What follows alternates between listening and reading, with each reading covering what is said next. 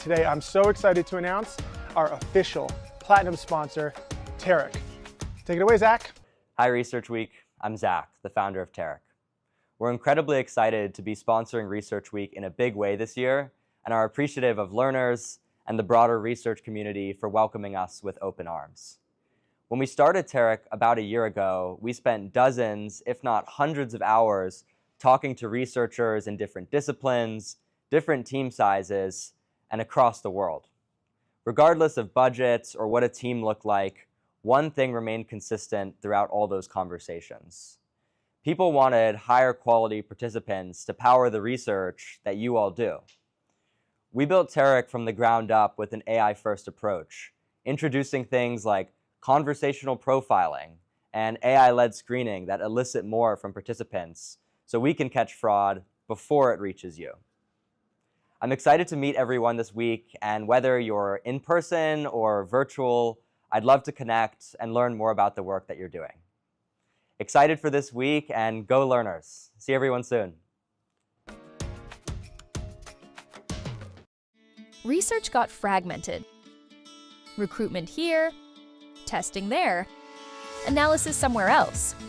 For years, teams stitched it together because they had to. But stitching isn't a strategy. User testing brought together the two foundations of modern research: deep audience access and powerful testing infrastructure. One system. Recruit, test, synthesize, share. This isn't a stack. It's infrastructure. Fewer vendors, fewer contracts, less friction, more clarity. Embedded where you work. When recruitment and insight live together, decisions move faster, helping you create and build what your customers want with confidence.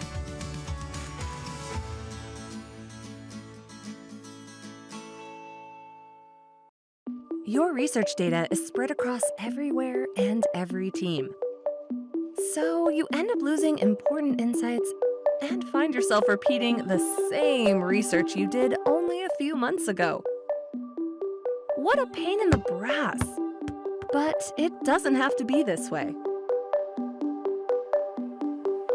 Meet Marvin. With Marvin, you can store all your user feedback, like interviews, surveys, support tickets, sales calls, and reports in one place. Marvin comes with unbelievably powerful AI that helps you connect the dots across all your customer research. Think of it as your own AI research assistant. Create a research repository that empowers everyone, not just the researchers, to find the answers the way they want, when they want them. No more wasting time and resources resurrecting old research. All this while keeping your data secure and hiding your participants' private info. Want to make better decisions based on user research? Sign up for a demo today.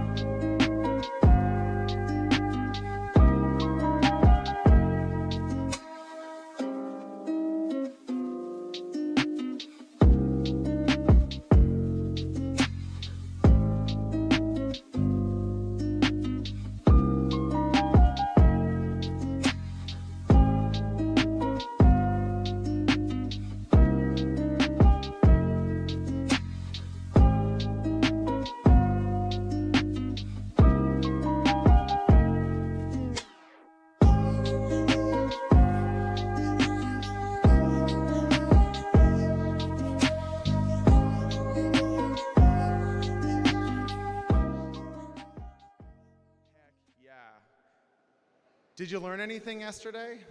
Okay, I'm seeing some nods. Live stream, we saw some nods. Can confirm, we learned some stuff. Cool, well, very excited to kick things off today. How many of you have been to Great Research or watched Great Research before? Amazing, a lot of you, fantastic. So that's the program we have this morning, more on that in a minute. I want to take a quick moment to once again thank all of our incredible sponsors. Please, a round of applause for them for investing in this community and making this conference free. We love you. Come back again next year. You're fantastic, and we're going to buy all of your stuff this week. Special love to, I think it's 35 teams building 35 unique pieces of tooling that many of us will be able to use and benefit from in our research practices. So that's amazing. I'm going to quickly bring up our platinum sponsor, Tarek, for a quick announcement. Please give it up for Zach from Tarek to tell us a little bit more about Tarek. Thank you so much, Alec, and great to see everybody today, and good to see some new faces as well. As Alec again thanked us, I also just want to take 5 seconds to quick give another thank you to Alec and the rest of the Learners team for the hundreds of hours that they have poured into putting all of this together. So yeah, let's give Alec and the team a quick round of applause as well. Awesome. So for those who may not know me, my name is Zach, and I'm one of the co-founders of Tarek. We are a research recruitment platform. And I know today there'll be a lot of conversations about AI, but running a panel actually doesn't involve that much AI. It's really a human problem. Going and recruiting people, figuring out how we can get them invested in research outside of just the incentives we're providing, and how we can build a lasting network to contribute to all of your great research. One point I did want to touch on, though, as AI is the big theme of today, is how we're using conversational AI to help with profiling. One thing when we started a panel company that I never sat right with me was the fact that most panels profile people once at the beginning of their onboarding, and then that information kind of stays static forever. We use voice AI and conversational AI to continuously profile people week over week, learning new things about them, letting them talk about their hobbies and jobs. And this allows us to learn much more than you would get from just a static profiling questionnaire. I think there's a lot of awesome work we've done there, but there's still a lot of work that needs to be done as we work to build a panel that meets the quality bar that all of you have. So today, myself and other members of the team will be sprinkled throughout the conference in our booth over there. And if you want to talk panel quality, talk research in general, please come find us, and we'd love to share some ideas. With that said, I'll pass it back over to Alec. Excited for another day of Research Week, and go learners. Thank you, guys. Awesome, awesome. Now, for those of you that have already met a lot of new friends, one of our core goals for Research Week is to make sure we're building our community of peers and friends so that we can rely on them throughout the year, not just for this wonderful time that we're spending together. And we built together to help with that, and that's great. But sometimes a little activity can really help get these relationships going. So without further ado, I'd love to bring up Eric Olesund, who was here yesterday morning to give us another icebreaker to meet some new friends. Do I need to stay? You need to stay. I need to stay. You need to stay. Okay, here we go. All right. Good morning. As Alec mentioned, one of the goals of this festival, it's so great, it's not a conference, it's a festival, is for you all to connect with one another. Yesterday I went on a boat, which I never thought I would do at a research conference, but it was amazing. And I spoke to one of you who said, that game we did yesterday was hard. There you are. Thank you so much. And I said, why? He said, because I wasn't in control, right? You actually had to let go of some control and create that one at a time life motto together. And that is the whole point of that activity. And today we're going to do another version that further gets you to practice sharing control with your partner. It's a really amazing way to build a connection, is to give up some control and give some control. So here's what you're going to do, and I'm going to try to demonstrate this with Alec. But before I demonstrate, let's have you all stand up, just like yesterday, and just find someone you haven't met yet, introduce yourself, and when you hear the music, listen to us again.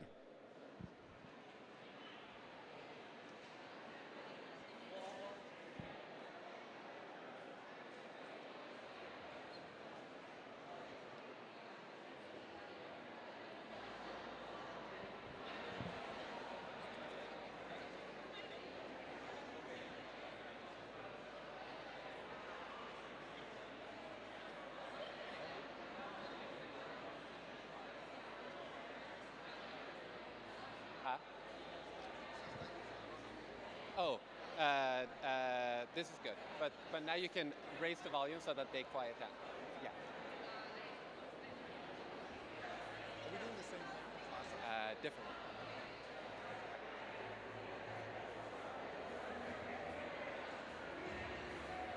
All right, bring it back for further instructions.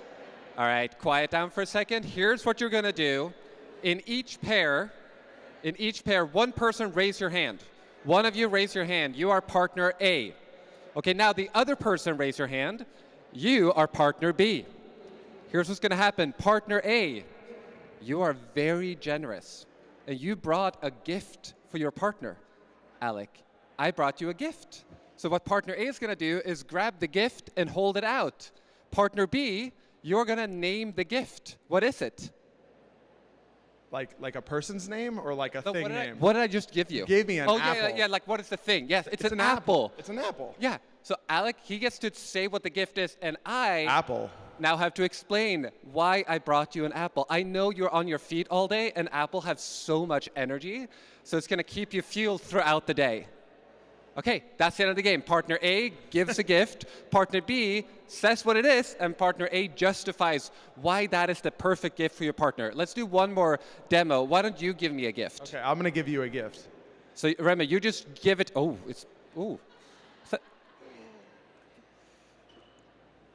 okay, thank you so much. You gave me a sack of potatoes? I knew that you were big into stews, and I thought, what would be better than a month's supply of potatoes for stews? That is so amazing. Thank you so much. All right, I'm going to just put this down. Okay, you get the point? So practice giving some gifts. Remember, one of you just show, like Alec did, with your body, roughly the size and shape of the gift. The other partner says what it is, and then you explain why you gave it to them. Go ahead.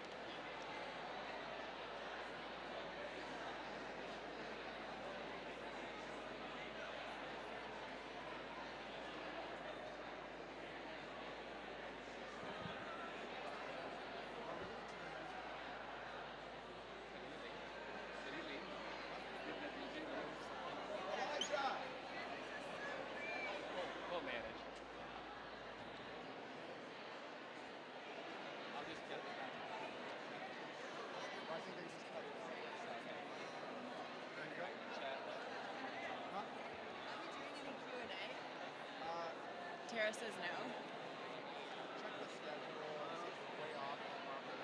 Okay. Like one question per? Okay. I tried to. We only have 4 minutes for it.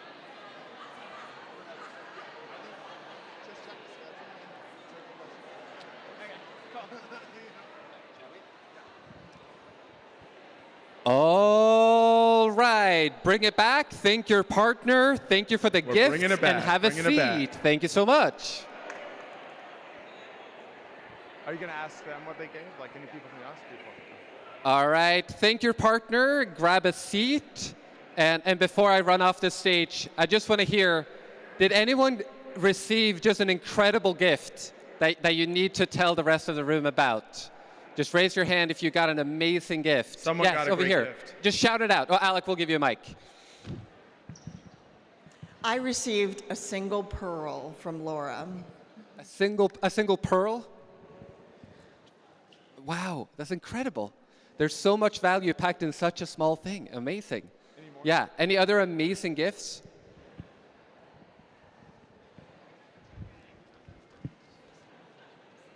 I got a feather. Feather. What did your partner do to make your brain see a feather? I love that. Great. Alex said something. I'm going to let you say it yourself. Well, you know what I think is the greatest gift, Eric? Tell me. Friendship. All right. And we just made some new friends. That was beautiful. Yeah. All right. Okay, well, cool. We couldn't have a better cheesy start to the day. Very cheesy. Should I? Yeah, let me introduce Colette here because I've known Colette for a while. And of all the people we've collaborated with on content, there's been one person who has pushed the envelope the most, who has dedicated the most intense thinking to what it means to elevate this entire craft, which is why she is the host of Great Research forever. Please welcome the one and only Colette Calenda.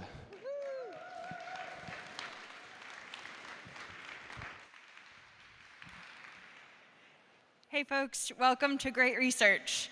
It's an absolute pleasure to be here with you all. Today, I think, is one of my favorite days of the year. We get to celebrate and enjoy learning together, specifically around the topic of Senior Plus ICs. So that is near and dear to my heart and something I'll spend a few minutes talking about before introducing our first speaker. So welcome to Great Research 2026. My name is Colette Calenda. I'll be your host for today. And this is actually our third year of Great Research, and we did good research the year before that. This whole section is dedicated to Senior Plus IC growth. What that means is helping folks get from the senior level to the staff level to the principal level.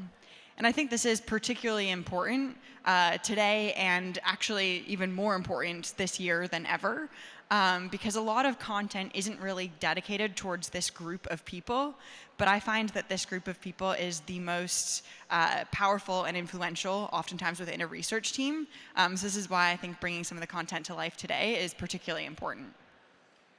So we'll have 5 talks today for today's lineup, starting with Priya, who I'll introduce in just a minute here.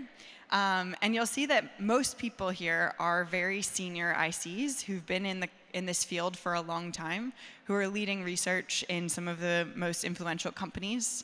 And also we have some folks who are actually managers and head of research as well. So our goal for Great Research is really to equip this senior plus level of researchers with the advanced craft knowledge and the leadership skills necessary to lead in the next era of research. So this afternoon we'll talk a lot about AI. There's a little bit about AI this morning as well. But really the reality is our landscape has changed. The type of research that we do is evolving, and the companies in which we have influence are also changing and evolving. So taking a moment to really be together and be present today to think about how to evolve your own craft and your own level of influence is actually a really valuable moment to think through how you can elevate your career, both within your current role and then potentially in future roles to come as well.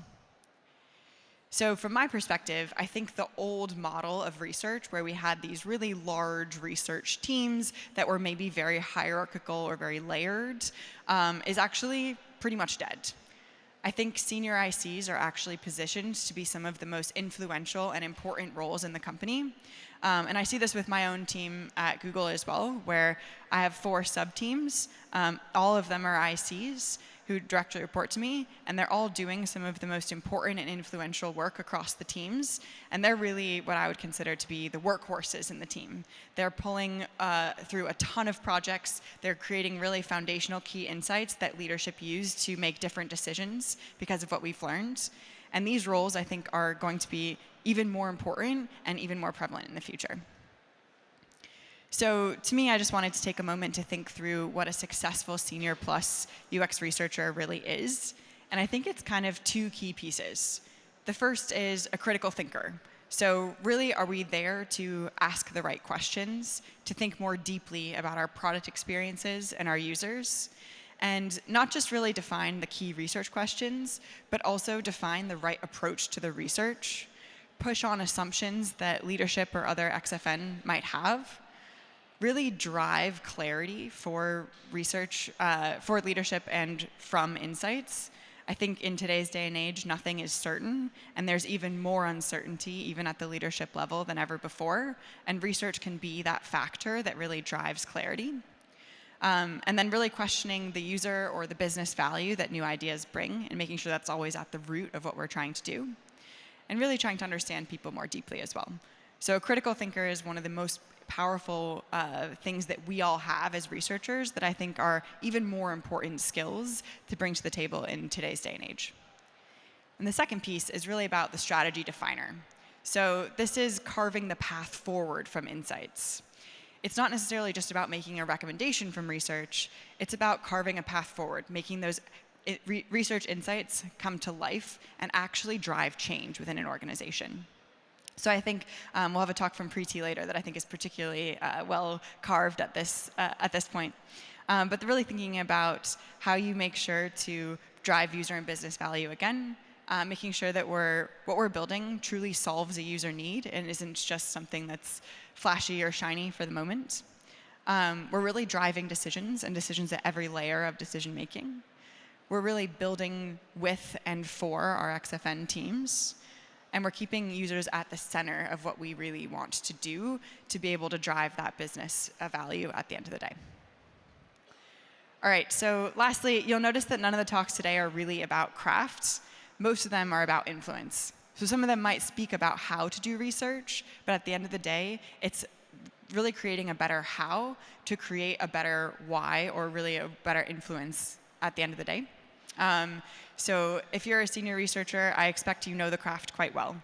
So we're not going to tell you any of the basics. These are really things to help you up-level your craft to get to the staff, principal, et cetera level, and also reflect on how you build the most influence within an organization. So I think really growth today means leveraging your skills to drive impact, and so that's a lot of the themes that we'll talk about today. So lastly, just some rules of the road. Really encourage everyone to be present as much as possible. Soak it in. This is a really unique opportunity. We don't get the opportunity to be around other researchers this much or learn and grow together this much. Please meet other ICs. I'm on the Together website, so please feel free to connect with me or connect with other folks that you meet along the day. And stay in touch as a result of that. All right, so I'm very excited to introduce our very first speaker. Priya is the head of Dasher research at DoorDash.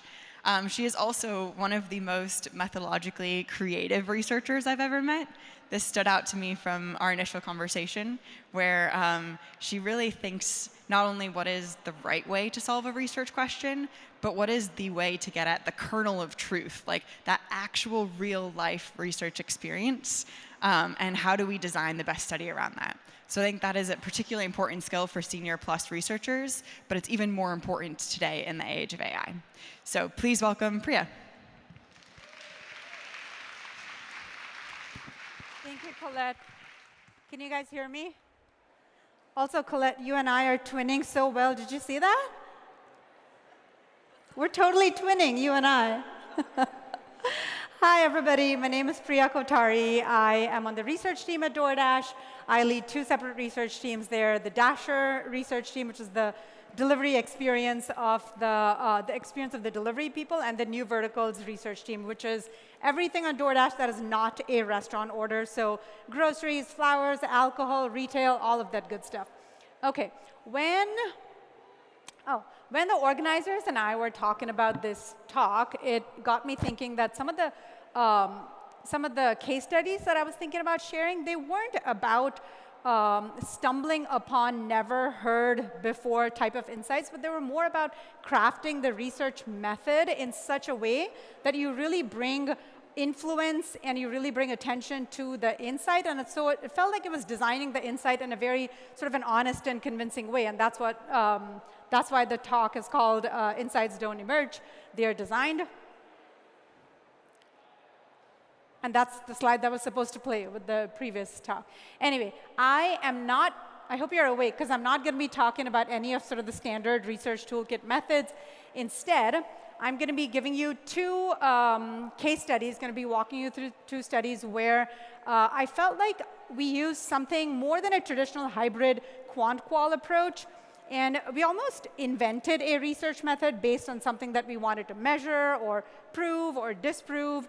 And I guess the common through line for my talk and a lot of the other people's talks here this week is that this is where research had to do a little bit more than just research, do some design, do some analytics, even function sort of like a business vertical operator. Okay, first study is about the hot bags. These are DoorDash's delivery bags with insulation or lack thereof. That is your lead-in to the entire case study, no insulation. Anyway, one day, a coworker put a meeting like this on some of our calendars. It just said this: my burger is cold. This is true. And when you get a meeting like this, you don't not go to that meeting. So we went to the meeting. He was eating his cold burger. It's 10 o'clock here, but he was in New York, so it was 1 o'clock there. And we got talking about why his burger is cold and why some food, when it's delivered, it kind of misses the mark. It's not that hot or it doesn't feel that fresh. So we said, okay, some people report this through the app, through a metric that DoorDash tracks that's called poor food quality, PFQ. But how big is this problem? So we did customer surveys, learned something alarming, that 1 in 3 customers have experienced poor food quality very recently in the last 30 days. And what is more alarming is what people do after that. Some of them stopped ordering that item. Some of them stopped ordering from that restaurant. And what's worst is about 1/5 of the customers stopped ordering or reduced their ordering on DoorDash overall. Very bad for the business. Okay. Heard from customers. We wanted to learn from Dashers too, so we did some shadowing, did some interviewing, asked Dashers, hey Dashers, when you guys are delivering, what do you think is most important when you have to deliver with high quality? And they all started pointing to our bags and said, have you looked at the bags that are given to us? And we also looked at social channels, Reddit and Facebook. There were lots of posts like this, Dashers saying the DoorDash bag is very flimsy, or joking about, oh, you don't need to vent the DoorDash bag because the zipper doesn't even go all the way around. Stuff like this.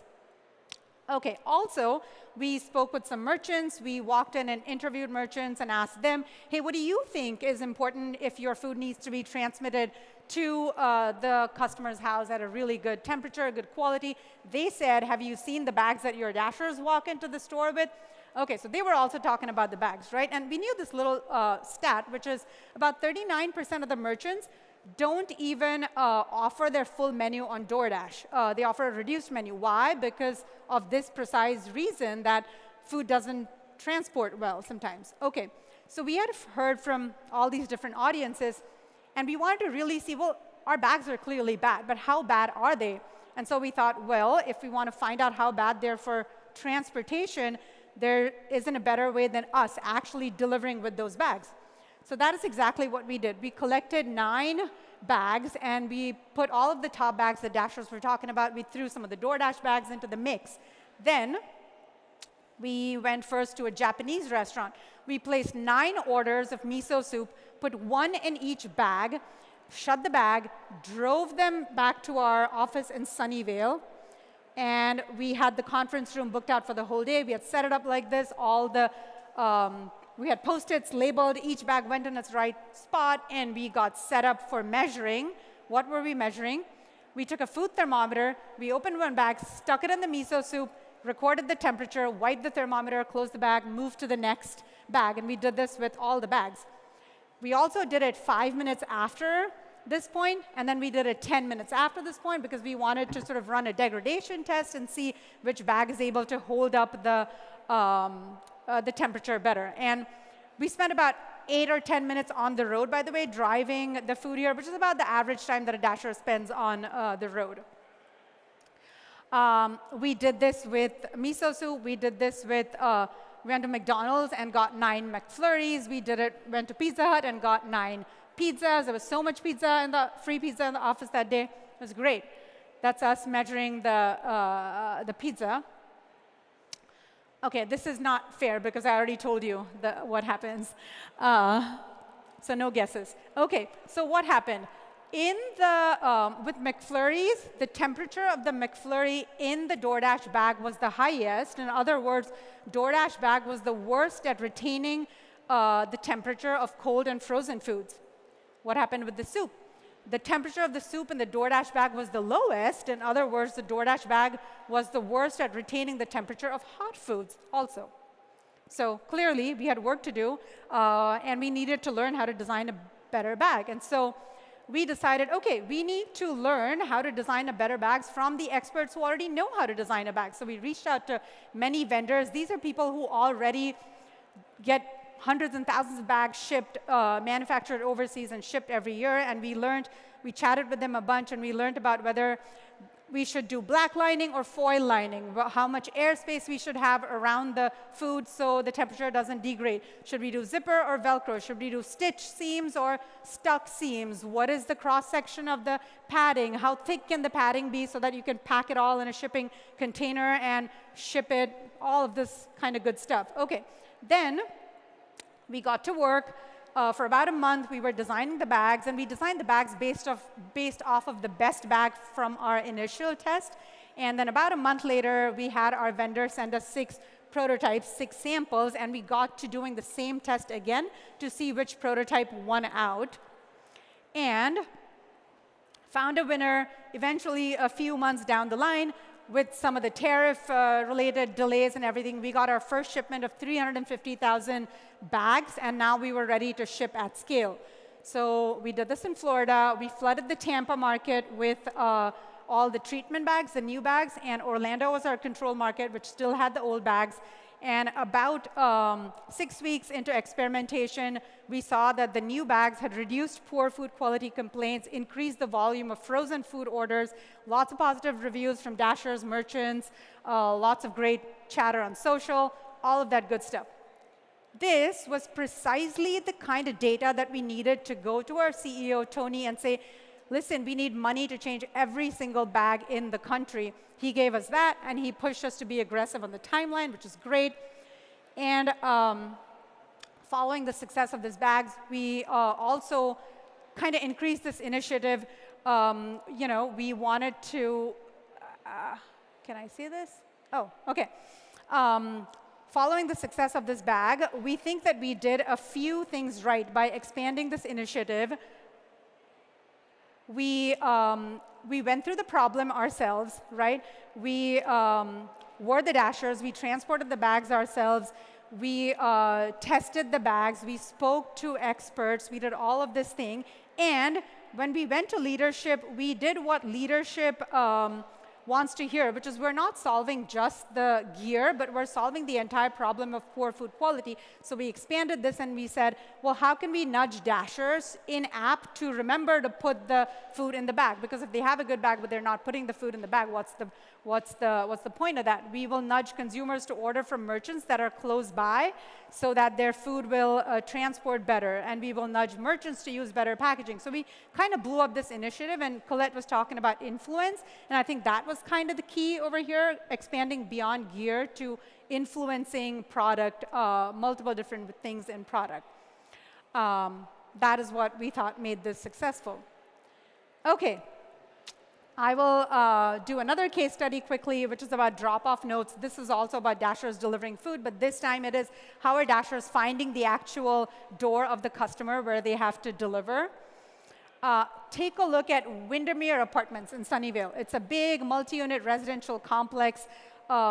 Sometimes they're so big and sprawling, they cover multiple city blocks. And as you can see inside, it has lots of internal navigable roads, and which are not on Google Maps. They don't have directions for how to navigate inside. So what happens is when a consumer writes a note for a dasher saying how to find their door, these notes can sometimes become very long, convoluted, very complex, 200, 250 characters plus. And people are not the greatest writers, lots of them, so they write very convoluted, long messages for the dashers. Not messages, but in-app instructions for the dashers. A lot of our dashers are ESL dashers. In San Jose, for example, over 50% dashers are ESL. So what we started to see in the data is these dashers would kind of mill around in the geofence of the consumer. They're trying to reach the consumer. They're trying to reach support, trying to find that door. And then ultimately, they would just leave the bag where they think is best. And the consumer says, well, I didn't find the bag. And so the consumer reports never delivered, which is also a metric that we track. And the never delivered at these complicated addresses is about 2 times as high as a standard single-family home. So that was the problem we were dealing with. And so we thought, yes, of course, everyone's not a great writer, but what if we found a great writer who could rewrite these instructions at scale? Ta-da, enter AI. OK, great, we're going to do that. But if we want AI to rewrite these consumer instructions, we had to do some research before. We had to learn from consumers if they thought these instructions were better than what they had originally written. And we had to find out if dashers would actually be faster. So for the consumer instructions, what we did is we pulled a whole bunch of addresses with these 250+ characters with never delivereds at that address. And we layered in some information. We looked at Google Satellite View, Street View, maybe some reviews.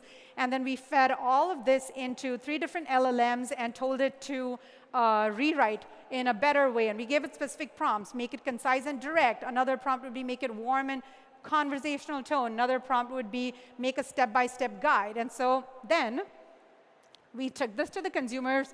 Some of these consumers we interviewed, and we said, hey, consumer, these are your original instructions, and this is a different version of your instructions. What do you think? Compare them for us. Is any key information missing? Does one communicate anything more simpler than the other? And ultimately, are dashers going to find this one or this one easier? And oh, by the way, here are different variations. We didn't tell them at first that these were AI rewritten instructions. Across the board, consumers found the step-by-step AI rewritten instruction significantly better than theirs. And then when we told them it was AI rewritten, no surprise, these consumers were very accepting of AI rewriting their instructions. Keep in mind, though, these are also the consumers who, in the DoorDash app, were already used to AI summarizing reviews for them, making recommendations of where to order from. So they were cool with this. And now we had to move on to Dasher research. So what we did for Dasher research, we found 5 such complicated addresses in the South Bay. And for each address, we got a pair of dashers. One dasher, we gave the original instruction, said, go find this customer's house. And the other dasher, we gave the AI rewritten step-by-step guide and said, go find the customer's house. We timed them both. We did this at different times, but we timed them both. And did this across 5 addresses with 5 different pairs of dashers. I wouldn't be here if AI instructions had lost, so no guesses. Dashers, on an average, were 46 seconds faster with the AI rewritten instructions. That was great. We were saving a lot of time, right? Obviously, whopping amount of time saved, whopping amount of money saved. And I think this was one of the most straightforward 1.5, 2-page research report to take a research-driven idea and instantly put it on a product roadmap. Happened within 2 hours, and it's being tested, and it's going really, really great. And I think in hindsight, what made this successful is that the kind of the method we used to draw attention to the insight, like we wanted to reduce dasher drop-off time, right? So that is exactly what we set out to measure. We set out to measure dasher drop-off time, and we covered a few things. We made sure customers had vetted these instructions, they were comfortable with AI, and then we essentially designed a nano A/B test, and we were measuring exactly what the larger scale A/B test would measure eventually. So we had done all the base work required so that our product eng partners could then run the full-scale A/B test.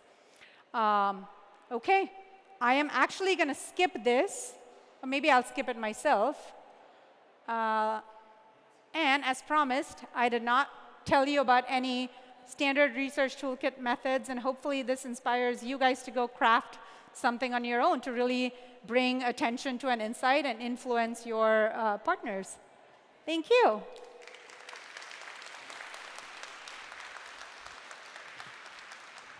Thanks. Amazing. I think we have time for one question if you're open to it. Yeah. All right, we have one hand raised already. Thank you so much for the great talk. I've always enjoyed DoorDash here the most, so you're continuing that trend of giving one of the most interesting talks. It's so weird to hear my own voice. My question is, I'm curious about who makes the decisions about what research to pursue. I know some companies have kind of a centralized decision-making that do the prioritizing across the whole company. Some companies have more like individual-led, and I'm just kind of curious how it works at DoorDash. Yeah, sure. At DoorDash, it's sort of a mix. It doesn't come from leadership. It doesn't come from certain partners. I mean, some of it does, but a lot of it comes from people who are, so there's a value at DoorDash called customer obsessed. Like different companies have different values. One of ours is customer obsessed, and it comes from really wanting to solve the problem for an audience. And so if anybody, literally anybody, any function in the company feels passionate about something, and they can prove that there's a better way to solve, or there is a way to solve that problem, and then kind of what Colette was saying earlier, not just there's a way, if they can prove out that this way is viable and develop sort of momentum behind it, it gets put on the research roadmap. And in these examples, for instance, like people, like in the hot food bags example, people were saying we're reducing ordering from DoorDash. That is the number one thing we don't want to happen, right? So it was our improvement would directly impact how many customers retain and stay engaged with DoorDash. Or here, it was directly saving money. Every second that a Dasher spends in the geofence is time and money lost. And so it was really easy to make that leap. Like, look, guys, this is the amount of money we're going to save. And so, yeah. And then if it's extensible, if that innovation can then be applied to other scenarios like hotels, universities, this, that. So that was the other way. So yeah, it's kind of democratized. Anyone can make a decision. Amazing. Huge thank you to Priya. Thank you. I told you she was clever.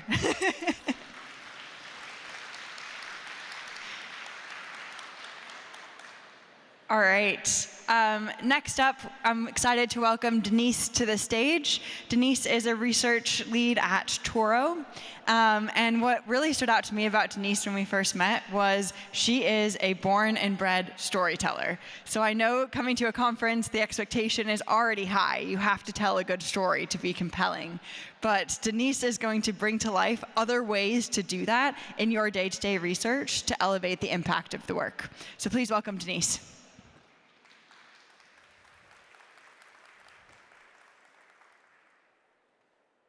Awesome. Oh, is my mic on? There you go. All right. Thank you for that great introduction. So I just want to start today by having us take a moment to really drop into this space, this beautiful historic building, Fort Mason. Take a deep breath.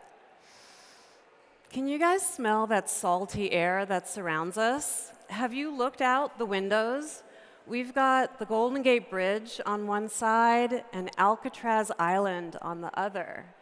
And we are surrounded by the San Francisco Bay, this cold, dark, murky water. When you look out onto that water, what does it make you feel? What emotions come up for you? Are you curious about the wilderness that lives out in there? Are you maybe feeling a little bit of fear, like is it full of predators, maybe sharks? Would you believe me if I told you that this water out here, this is my swimming pool, and I swim out here almost every single morning. And most of the time, I'm not really worried for my life. I'm just out there with my best friends, watching the sun come up, and counting down the minutes until I can get into a nice, hot sauna. However, a couple years ago, I was swimming out here in the bay, literally right here outside this very building of Fort Mason, when something brushed up against my leg. something very big. And then that something big, its jaws clamped down on my left shin. Oh, I just saw your face, right? What emotions are coming up for you right now? If you want me to tell you the rest of the story, you might need to grab onto the hand of the person next to you. No, I mean it. Hold their hand. If you're too nervous to do that, hold on to your own hand. Okay, so I'm out here, I'm swimming, something big clamps down onto my shin. And what happens next? You guys, I had been bitten by a 200-pound harbor seal. I have seen these seals and sea lions out here in the bay, but I had no idea that one of them was going to come after me for breakfast. This is a true story. I was really lucky. I looked down, I realized, okay, I'm not bleeding, and I took off and I swam the fastest mile of my life back to shore. And when I crawled out of that beach, I was like, I have just had the craziest psychedelic experience of my life.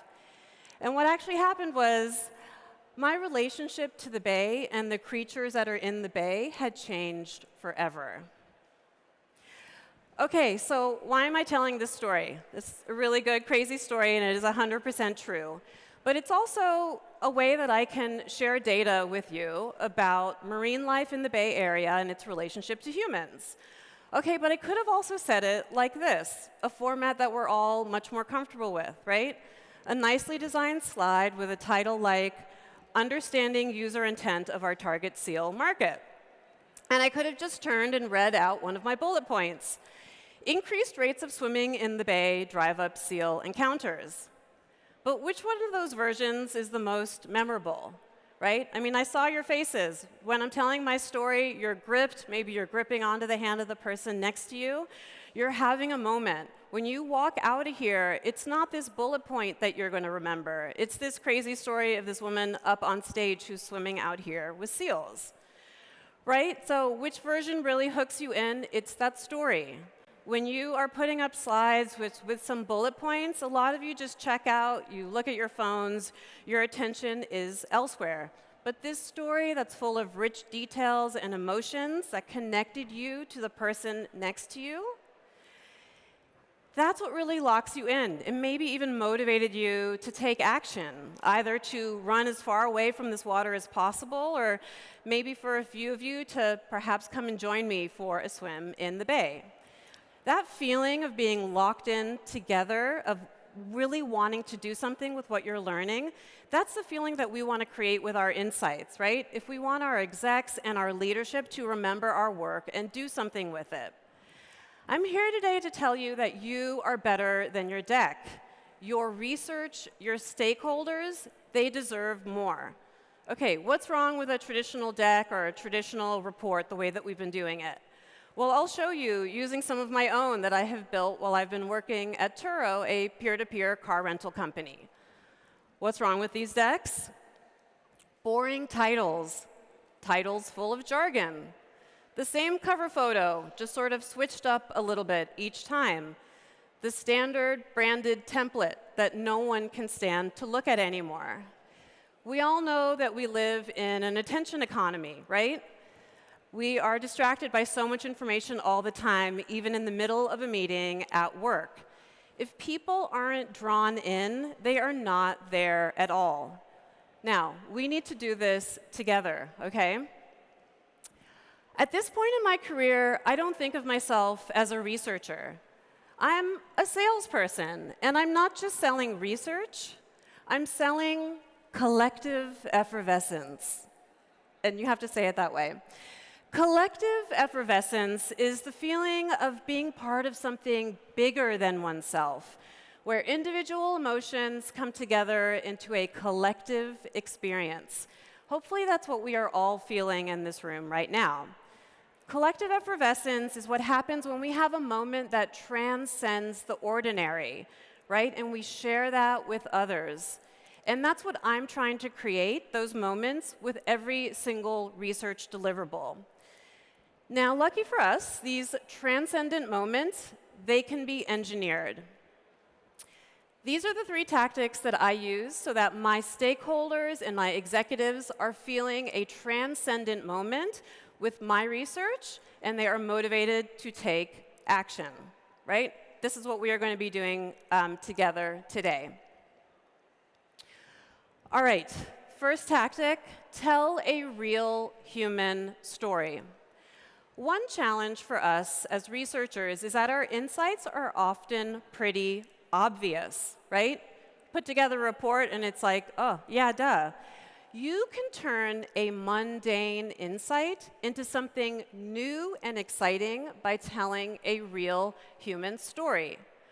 I don't want you to just describe a user's pain point. I want you to force people to feel the pain. Here's an example.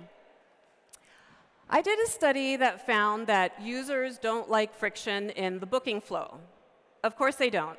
Who wants friction in a booking flow when you're trying to shop for something? And I was like, okay, how am I going to make this new and interesting so that my product team will actually do something about it? So this is what I did. I brought everyone into a room, and at the beginning of my presentation, I told everyone to sit there with their eyes closed for a full 30 seconds. And I played this.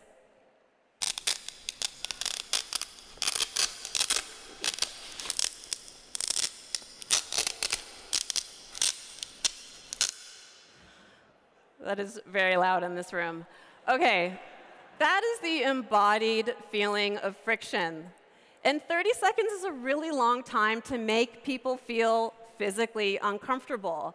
But what did this do? This got everyone into a shared, embodied experience together, into a lot of discomfort that they wanted to end, right? That is what motivates people to actually feel our users' pain and do something about it.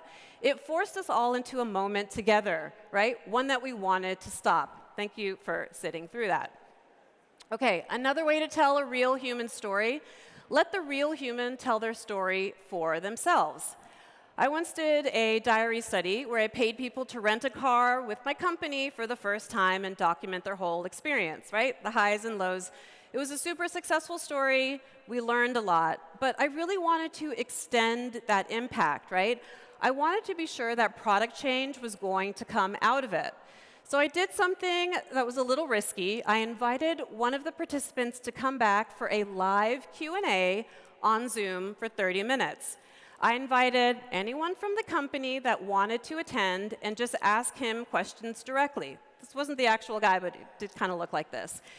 It was a little risky, but this guy showed up. He got to tell his own experience from his own life of how much he travels for work, and how his first Turo experience just didn't really work for him. And everyone got to ask him questions directly. This worked out, and in the end, this worked out really well. Our head of product was there, and before he left, he turned to me and he said, "Thank you, Denise, that was really interesting." When an executive tells you something is really interesting, you know that you have captured their attention for the full time. And I knew he was going to walk out of there, and as he was making product strategy moving forward, this guy was going to be living rent-free in his head. Final example for telling a real human story. I once presented at a company all hands about a trip to our customer support call centers in South America. And I could have just led with our most interesting data point that I learned while I was out there. 40% of our customer support agents have never driven a car. That is a very compelling statistic for a company whose product is letting people drive cars. But I thought about it, and my goal with this presentation was to help the product team get resources to improve the technology that these call center agents use. Right? How do we get the whole company rallied around this goal? I was like, I'm going to tell a real human story. So I did. I talked about the avocados that you eat down in Peru and how delicious they are. They're called palta.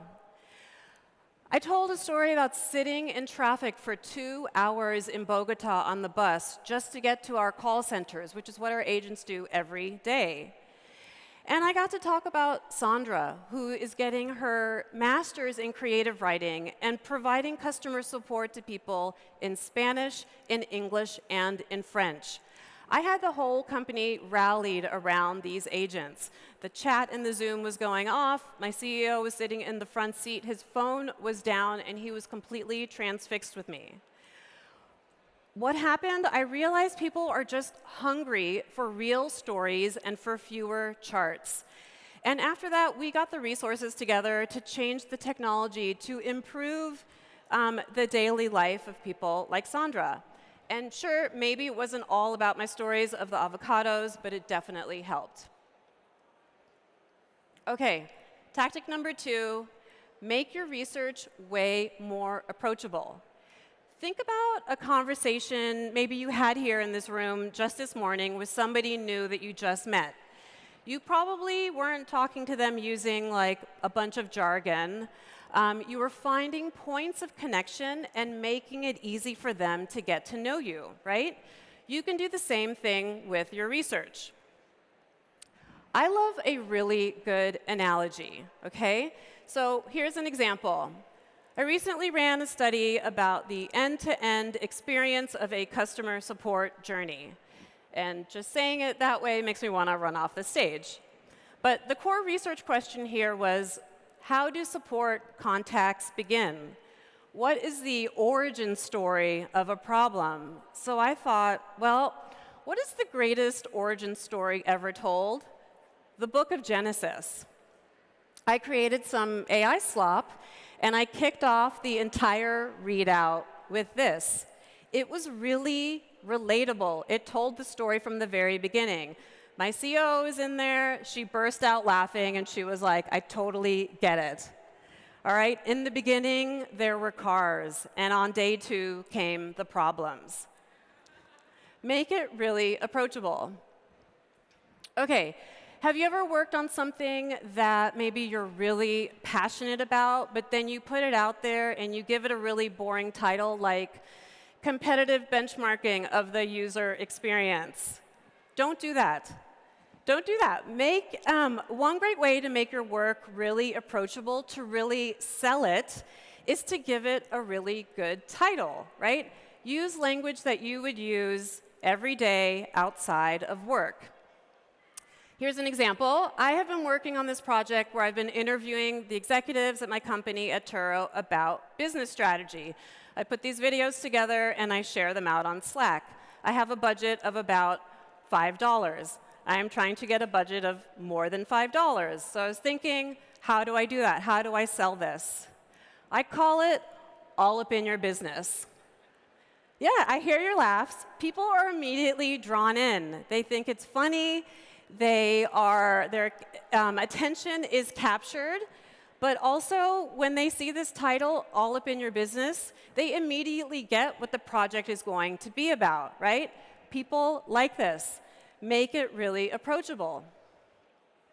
Final example for this. The most approachable thing to do with your data is to actually give people the primary source data themselves, right? You're probably sitting on some really great transcripts, maybe interview transcripts.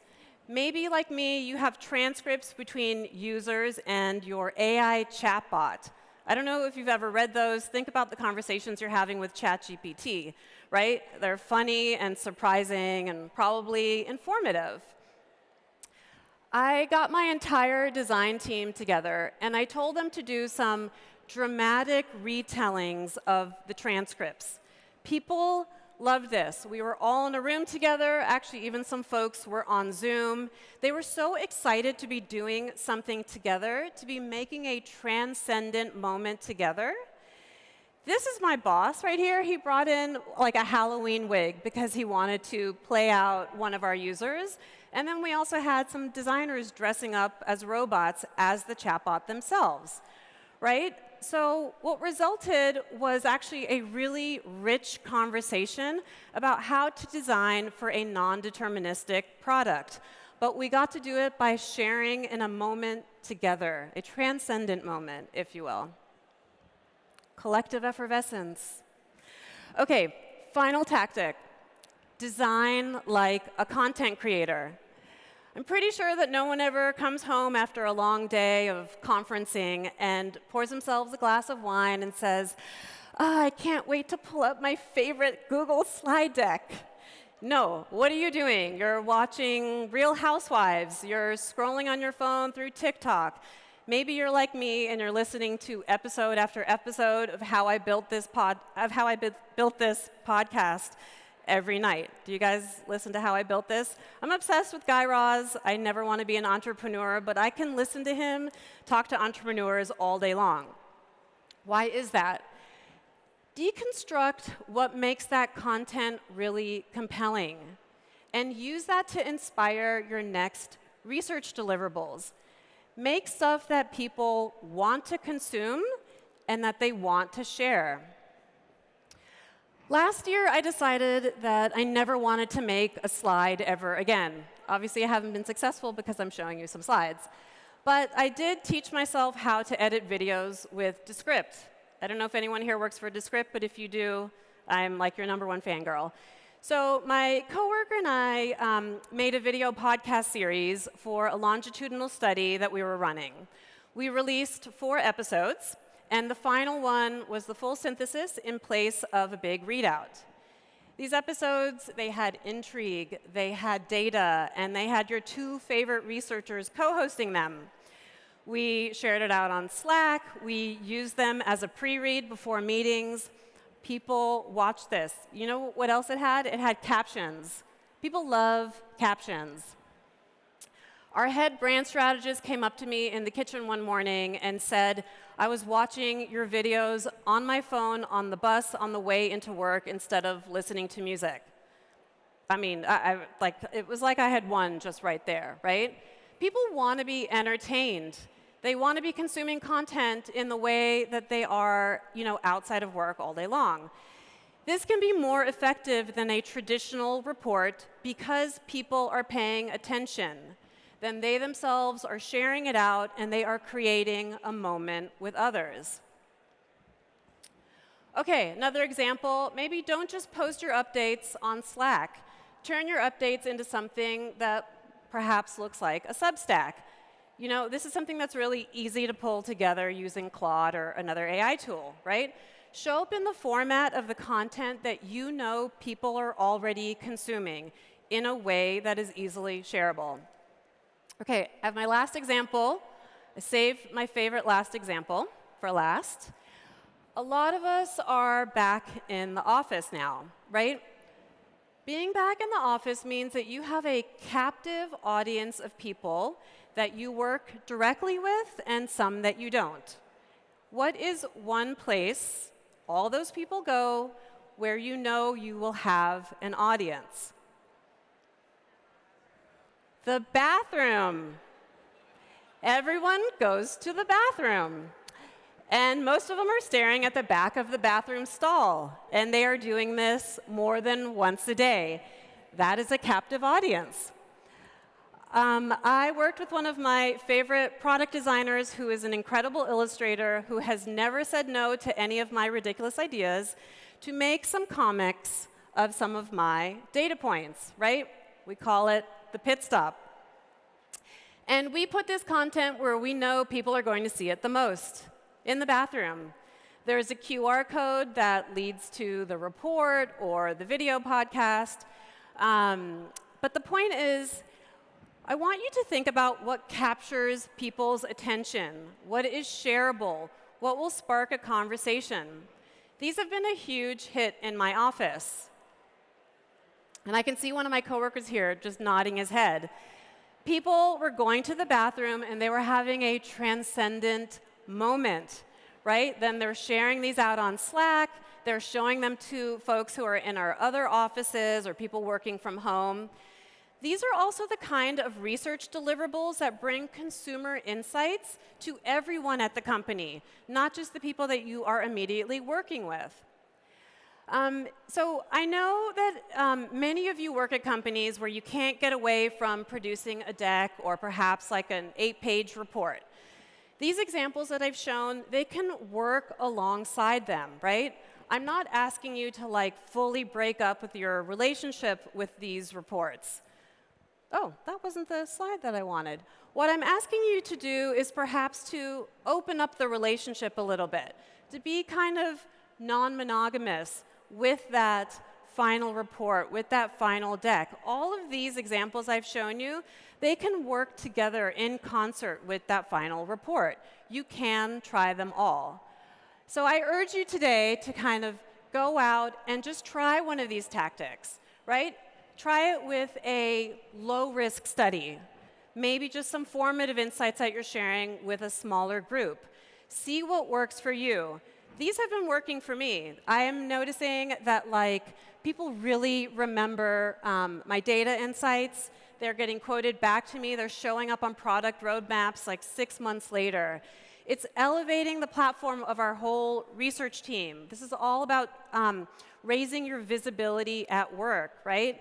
Motivating having actual influence and motivating change.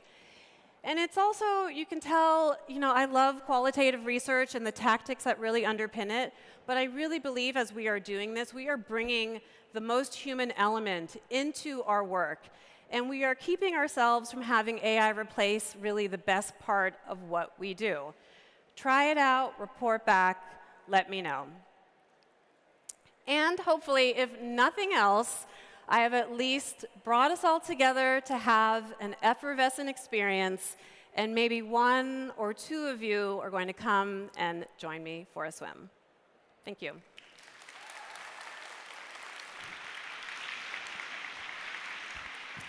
And I have my first swimmer right here. There we go, I'm jumping in. Denise absolutely rocked it, and I saw almost everyone taking notes, so we're gonna have time for 1 question. Oh, wow. Okay, quick hand. I actually have 2 questions, but the first one is, are you okay? Seriously, you got big. Physically, I was fine, but emotionally, who knows? Okay. I had a couple bruises on my shin. I was really lucky. It didn't break the skin. What happens if something like that ever happens to you, and it won't, but who knows? If it does break the skin, you need to go to the ER and get some special antibiotics. I have heard sometimes they give you a rabies shot, but pinnipeds do not have rabies. Yeah, but it's been sort of a good story ever since, and every time I come in contact with a seal or a sea lion now, it's like, I know we have a special relationship. But thank you for asking. Yeah, and I mean, this was just such an amazing talk, and I love I think this is what brings the fun to our job, so thank you for reinforcing that. But I was wondering if you have any storytelling frameworks that you follow, like the Pixar one, or the hero's journey, or if you're just kind of vibing. The hero's journey is a great one. Something that I've been thinking, maybe I am vibing quite a bit, but what I like to think about is the way to land a really good story. You have to really think about the sort of 3 core parts. The first is your voice. What makes you a really good storyteller? The second is your data. How does the data itself want to be told? Let's say you are doing some research on a really sensitive topic with vulnerable populations, but you're a funny person. Those 2 things probably aren't going to go well together. And the third is your audience. How do they need to hear it? A room like you guys versus maybe your execs versus some engineers, they're going to need to hear things differently. So what you really want to do is you want to line those things up. Your voice, your data, and your audience. And when you can get all 3 of those working in concert together, that's when you can land a really good story. Thank you. Awesome. Huge thank you to Denise. I think she absolutely rocked that presentation. And it's hard to make storytelling at a conference come to life, but Denise absolutely crushed it. So huge thank you to Denise. All right. Next up, I'm very excited to welcome Nizar to the stage. For those of you who might not know Nizar, he is truly one of the most real researchers and research leaders you will ever meet. And today, he's going to spend some time talking about how he spent a lot of the first few months of this year really recalibrating his research team around how to do their best work in this AI environment, what research means, and how we have influence with leadership. So very happy to welcome Nizar to the stage. This one. Thank you. That was an amazing introduction. How's it going, everyone? So today, the whole purpose of what I want to talk about is something that's a little bit open-ended still. I'm not going to come in with, like, here's a solution, but we're all seeing that the role that we're playing, what it means to be a researcher, is continuing to evolve and change pretty much almost every day. So I just want to acknowledge that the past few years have definitely been a whirlwind. Goalposts have been changed. The job market has been odd. You're asked to use AI. You don't know when to use it. You don't know when to stick to the principles that you've worked on for so many years. And more importantly than ever, there's a little bit of a question that keeps coming up of what is my North Star? Is this a transition that's forever? Are we going to get to a point where now this is what my new job looks like? Or is it something where everybody's just figuring out as we go? So it definitely has been a whirlwind, and it's not easier when you account for that it's a whirlwind for everybody around you. If you just look online for a little bit, is product management dead? Is design dead? Is software engineering dead? It's just the theme that you're seeing. So it's not that you are having to scramble to figure out what's next. It's that everyone around you is also scrambling, leaving you operating in an environment where you're not really sure where you fit. The boundaries are continuing to blur, and it's an absolute whirlwind. So I just want to acknowledge that. And if you're feeling it, know that everybody around you is feeling the exact same way right now. But what I do want to say is that we're starting to see some signals that are predicting what is demanded of a successful user researcher. These are starting to solidify. And there's a little bit of a sentiment that there will be two paths for researchers. There's a path that is going to be more valuable than ever. And think of it from the perspective of if velocity and speed become a commodity, and it's so easy and fast to chip things, the person who can drive you in the right direction will have value that is undeniable. At the same time, there's going to be a lot of processes that we've been running forever that you're going to be thinking that, are these getting me in a place where there's a dead end? Taking a request from a product manager, doing your research, giving a report, how much can we take that forward in the long run? So I wanted to start with 4 hard truths that I do think are interconnected. These are not mutually exclusive, that just anchor us into what does a recalibration of research and the role of researchers mean.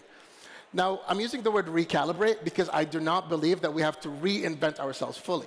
However, where we spend our time, where we spend our focus, does absolutely need to be recalibrated in an environment where everything is moving much faster and AI is integrated into all of these processes.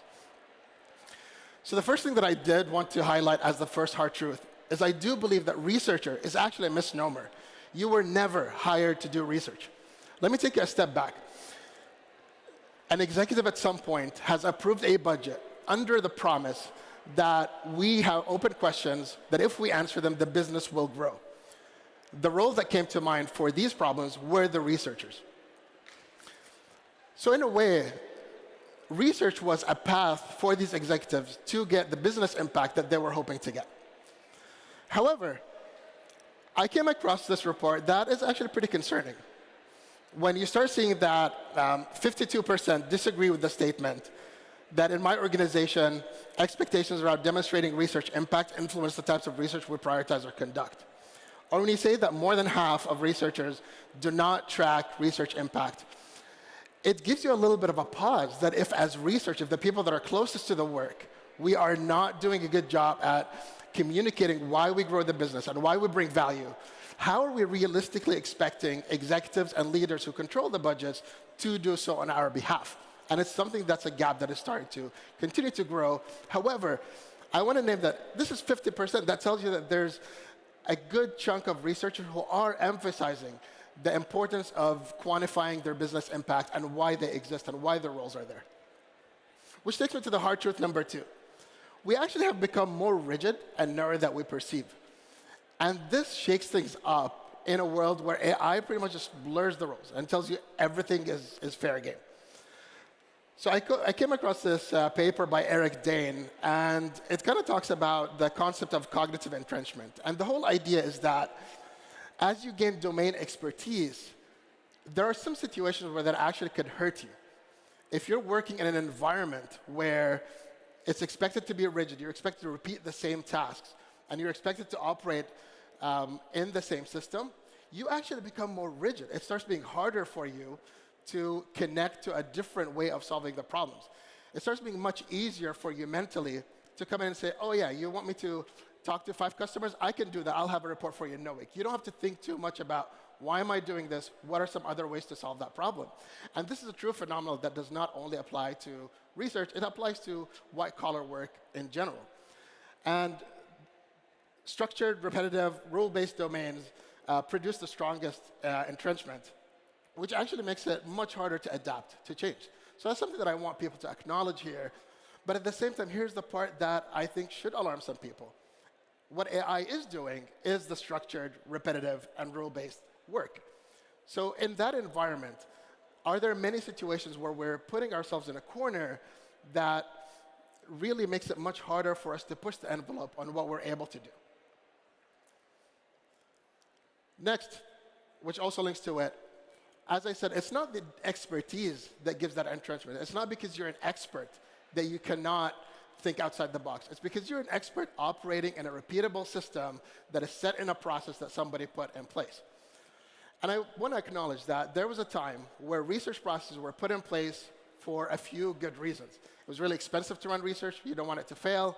There was a lot of risk associated with connecting with customers or end users. So you wanted to be sure that you're operating within a system where you kind of say that, hey, I did the part, I followed the process. If something goes wrong, at least I have something to fall back to.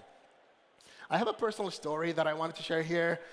Many, many years ago, I was working really closely with a lead product manager and an engineering manager. And I came to them and said, look, I think I have a good idea of what it will take to have a very successful year next year. Here are the data points that we have. Here's the data that we have.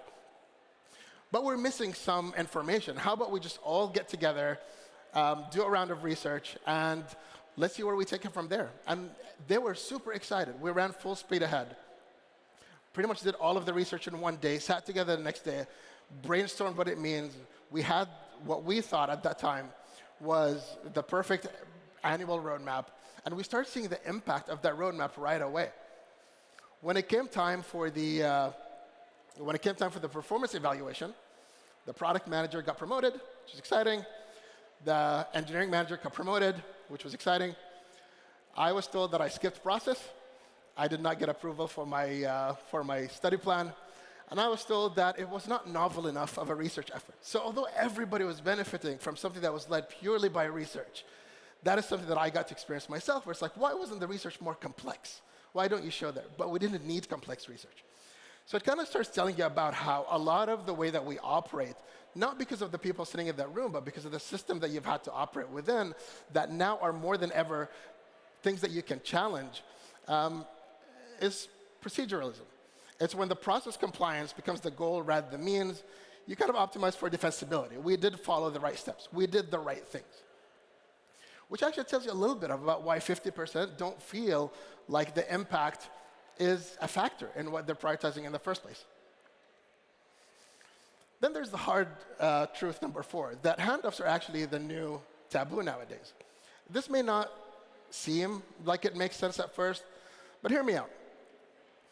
If the perception is that a researcher is sitting in the middle and waiting for a product manager to give them the ask, and waiting for a designer to give them the designs that they need to work with, and then they go in their little cave, they do a research report, and they pass it on to the product manager to do something with it.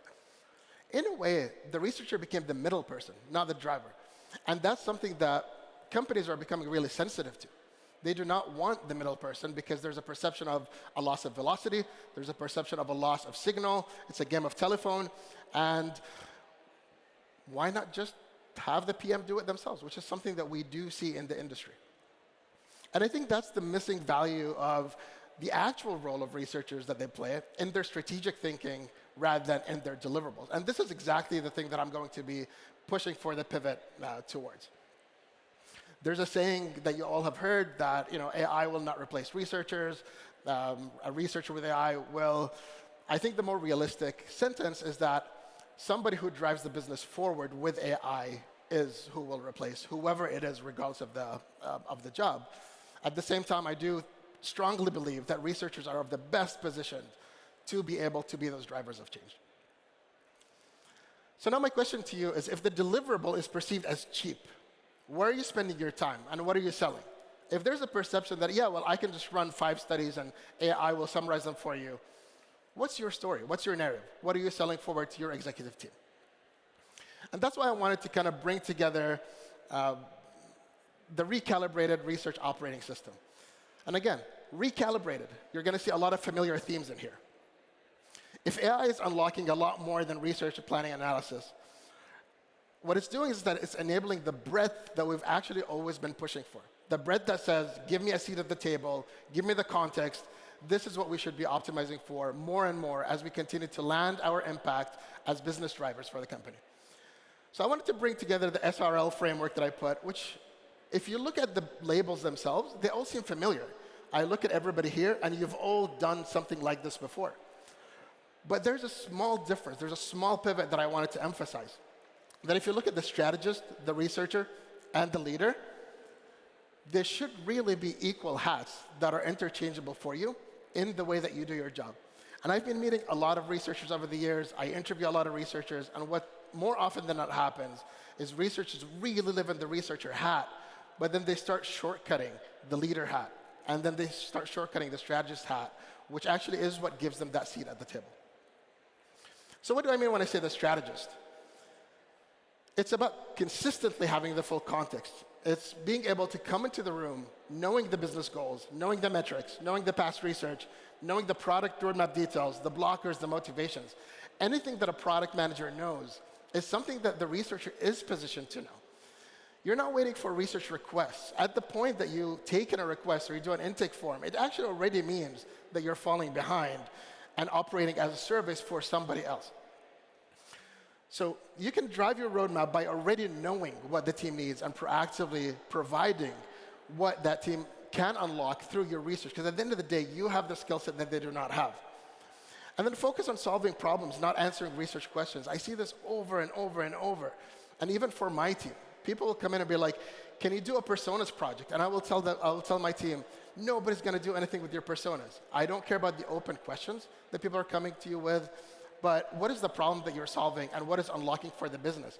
And if that's a strong foundation that you're starting off, it's giving you all of the right context to be able to go and say, when I do my research, it's in the context of the strategist and all of the context I've built there. When it comes to being the researcher, and this is the part that I think most people are most familiar with, but there's a part that I think is missing, that you actually are the primary audience of your research. I don't think many researchers realize that when you do a study, it is not about giving a report, shooting it across, and moving on to the next thing. That's not the problem. You are the primary audience of your research. When I hear stories of how people are using AI to quickly summarize and send something out, and they didn't read theirs, I would say it's actually missing your voice. One of the key input into whatever AI output you have is your voice, is your findings. You sat through all these interviews. What did you learn? And how do you integrate that? But how do you build up on your own knowledge that continues building on itself? So you're actually the person who is now using your judgment. And the word that I really want to emphasize is judgment. Using your judgment to challenge and break free of the procedures that you've been told that you have to stick in, but also using your judgment in terms of when do you actually pivot and when do you start making a case for the product to go in a different direction. What that makes you optimize around is the ROI of your time. Your time is super important, and historically, a lot of the time of researchers has been spent in what we consider low leverage kind of tests that you have to do, but nobody wants to do them. Nobody wants to spend all this time in recruitment, putting your survey into Qualtrics, all of these mechanics. That's time that you're winning back. So the question becomes, is what are you doing with that? What are you doing with that time that you're winning back? And my advice is, do not jump to the next project. Use that time to be able to integrate even further into the efforts that you're leading. Which then takes it to the leader, is that your goal is not to deliver a report. That is not your goal. Again, if you're the one delivering a report and moving on and not following up with the implications of your work, you are that middle person. Your goal is to influence change based on your strategist context. At the end of the day, I guarantee you that so much time that was put into report writing was not read by anybody or was read by one person. I have personally written so many reports way after we had already decided what we wanted to do, because that's what the process forced me to do. I had to put something in the archive, and I had to spend 40, 80 hours to close a quarter to put something in when we've already moved ahead. So that's something where, how do you double down on the value being you being in the room, not your research deliverable? At that point, you start knowing the exact data points that will influence the exact decision with the exact impact of those insights that you're presenting. The goal is never to share everything that you've learned.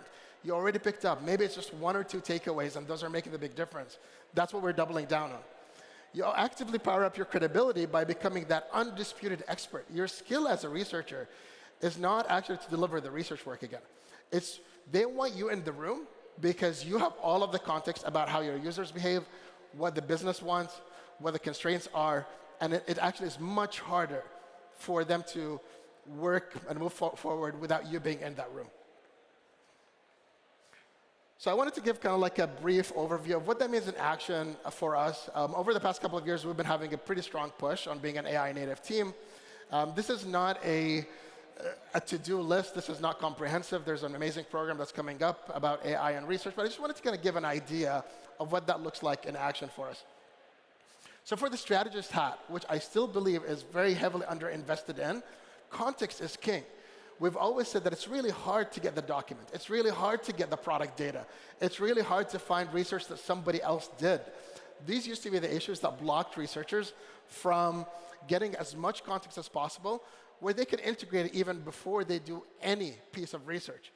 But more than ever before, you have access to all of this data. And I'm cheating here. I'm putting Snowflake's product. This is Snowflake Intelligence. But it's been an amazing product to have, to know that I can just ask a question. You can now go to a tool and say, tell me about the engagement metrics. Tell me about usage. Show me the past research to do with the topic X. Find me the doc that describes the strategy behind this feature that I'm really interested in. You don't have to ask anybody. You don't have to seek permission. These are things that you can find right now that are much easier to get than they used to be before. And I totally hear you. There was a time where it was really miserable to have to kind of ask every single person, can you get me the metrics? Can you find me the dashboard? Can you find me the PRD? Can you tell me what this product is? You do not need humans for this anymore, which is a huge unlock for us. The second one is the researcher hat, and this is about aggressive time management. I actually do believe that we often tend to overinvest in projects because this is exactly what our systems have told us to do. What that has led to slowly is we've defined rigor in a way that is not exactly accurate. Now, I'm a strong believer in rigor, but there's a big part to the researcher's judgment and understanding how much research do I need for that specific unlock that results in that specific question that I need answered. And this is something that we're often missing the mark on. So when it comes to like identifying the lower leverage activities, and that's something that we put a lot of emphasis on, what are those activities that you used to hate to do? Those automated, repetitive, that you really just don't want them on your plate. And how do you automate these? And this is a list of an example of some of our agent skills that we've built that automate them. And then when you take that and you win your time back, what are you doing with them? And how are you investing it? But the idea is minimize the time that you're spending on pure process or really low leverage activities that we've just accepted as part of the job. And then the last one is that the leader hat is that you are the expert. Just spend more time here. And I guarantee you that your ability to track your impact, your ability to get the quantitative measures becomes much, much easier to do when you spend the time here. What happens for many researchers is once you deliver the report, you feel that pressure to move on to the next one. And then once you're done, you move on to the next one. And look, I want to acknowledge, so many people here are understaffed. You have to cover a huge surface area. And at times, it's just you, and you feel that pressure to kind of like just jump from study to study. But there is a better way, and I can guarantee you that your managers and the people you're working with will welcome that way if they can connect it more to how they're bringing value to the business. And if you use that language, it becomes much easier to make a case that you need to spend more time there. So find that nugget that will drive the action instead of the hours of the report that no one reads. But spend more time in enriching. Now, after you finish your insights, you can actually bring in data. You can bring that in. You can bring research from somebody else. And you can tell a much more cohesive narrative over why we need to go a certain direction. Most importantly, preserve the time to follow through and maintain domain coverage to establish credibility and expertise. Allow yourself to make mistakes. I will be the first to admit that as we kind of made the rush and the push for an AI native approach, I have made some bad calls. I have told my team, for example, that you should be a builder as well. You should go and launch the features. Once you learn something, go launch it. Then I realized you have to go through this pretty brutal launch process, and this is actually not the best use of your time. So we kind of pivoted over to you can build your own dashboards, for example, that help tell your story to empower the high leverage activities. So the first activity, the exercise that I will tell is identify the difference between where your time is going in low leverage activities versus high leverage, and double down on the high leverage, automate as much of the low leverage as possible. So to close it out, and this is my last slide, I truly believe that with the skill set that's in this room, with the skill set that researchers have, we are actually better positioned than any other domain to be able to drive true impact at the velocity that businesses are demanding. It's just that we've been stuck operating in models that are still falling behind. So for example, when you look at your PM who just ran some random research and you say, it's not fair, they didn't have to set the process, the better question is, do you have to go through that same process? Or are things changing where we can kind of continue to evolve and double down on not optimizing for how much output we have, but how much impact we have and how much the business changes out of each single individual that's here. Thank you.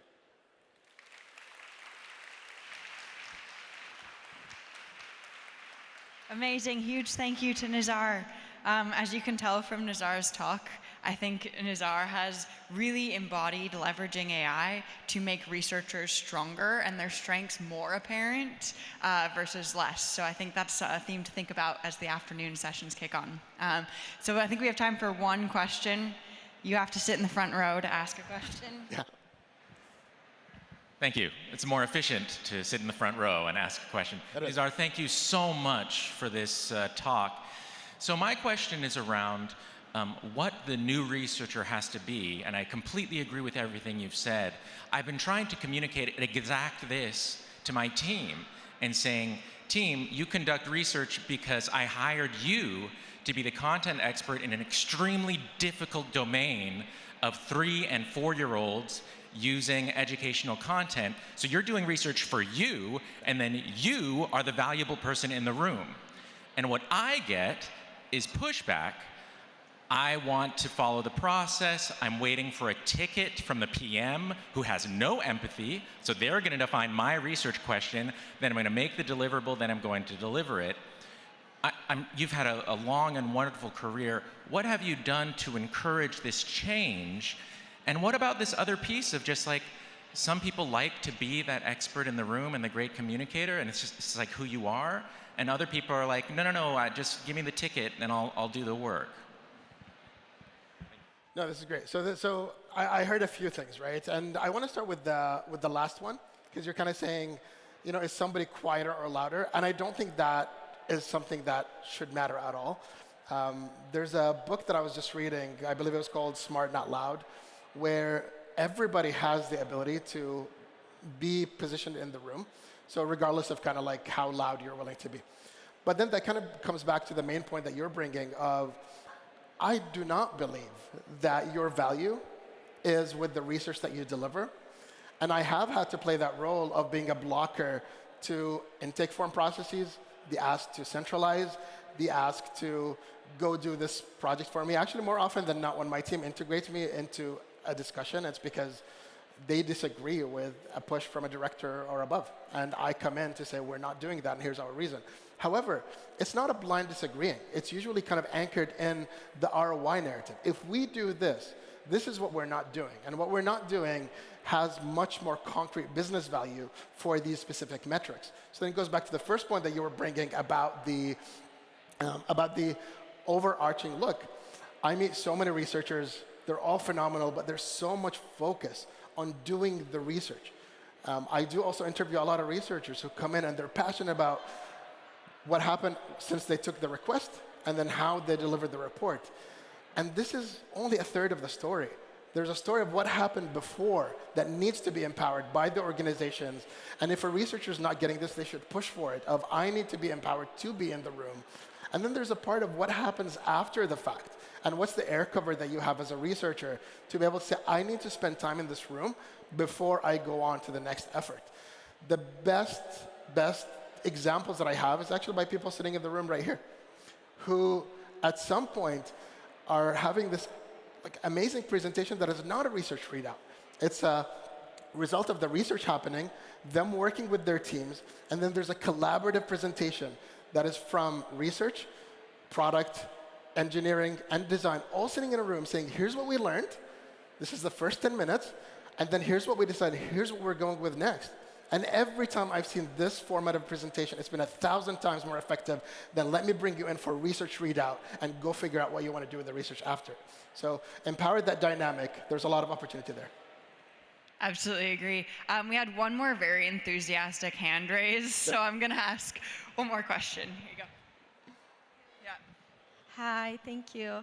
My question is, what is your process of creating success metrics with your stakeholders and making them engage through the production, delivery, and post-delivery to follow through with measurement metrics?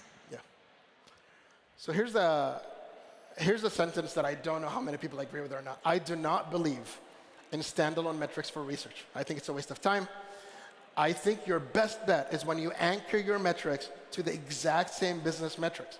What that means is that when you're doing a performance evaluation for your researchers, it is unfair to go to the researcher and say, well, show me your research metrics, when the business does not care. So what that actually means is we do have a pretty standardized process for our performance process that essentially says it has 3 pieces to it. And even my team starts making fun of me sometimes of how much I use the word delta, but I'll get to it. The first step is, how were you involved? Give me the context. And that context is important. And this is a qualitative layer. A lot of the times you're basically saying, I identified that there was some disconnect between 2 teams. I identified that there's this opportunity for this product, and this is why I got myself included. Then there's part 2. Part 2 is your business impact. And this should 100% be exactly identical to whatever your PM is saying. When people say, well, that wasn't me. Well, it wasn't the PM either. They didn't build it. So a lot of the times we're actually, I would say, too shy to take credit for the business impact. And I will say that every person on my team should have the exact same blurb of their impact as their PM. And if a PM, for some reason, is hiding it, which doesn't happen when you build that relationship because they want you to succeed, and at some point they want to benefit from you more, I'm happy to get involved. And there's a lot of aspects of just make sure that this is standardized. When performance evaluations start going up into product, actually also makes it easier to make a case for the researcher, because now you're just talking the same language that you're using with product. Which takes you then to the third aspect, which is the delta.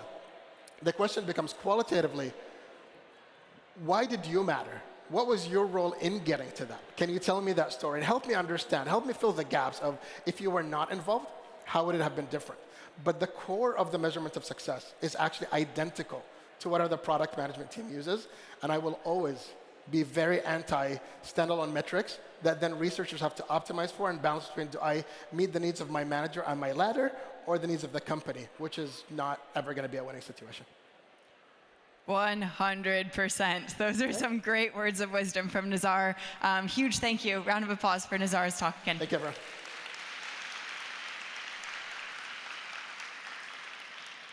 All right, next up we have some words from Nit. So I'd like to welcome Nit up to the stage.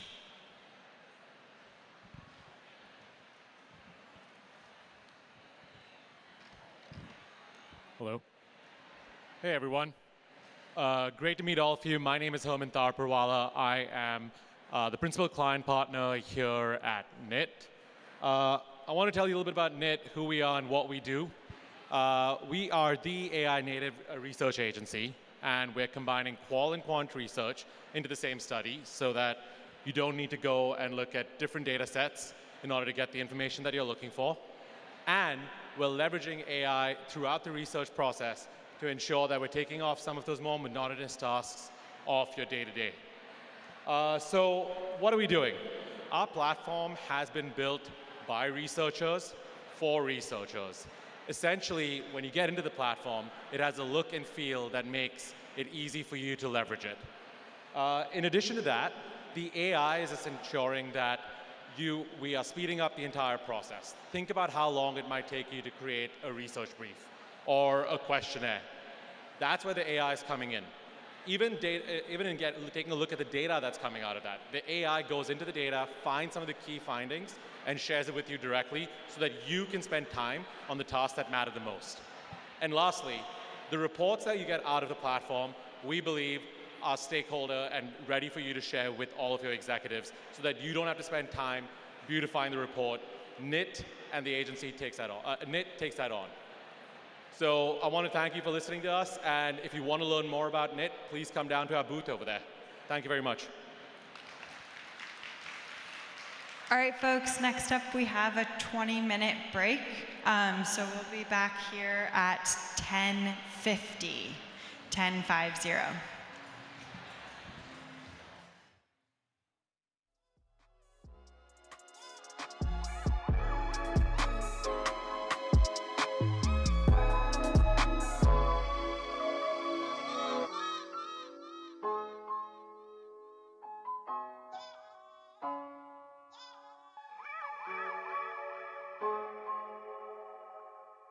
UX research teams today are under pressure, struggling to reach quality participants, navigating fragmented tools, and constantly being asked to prove impact.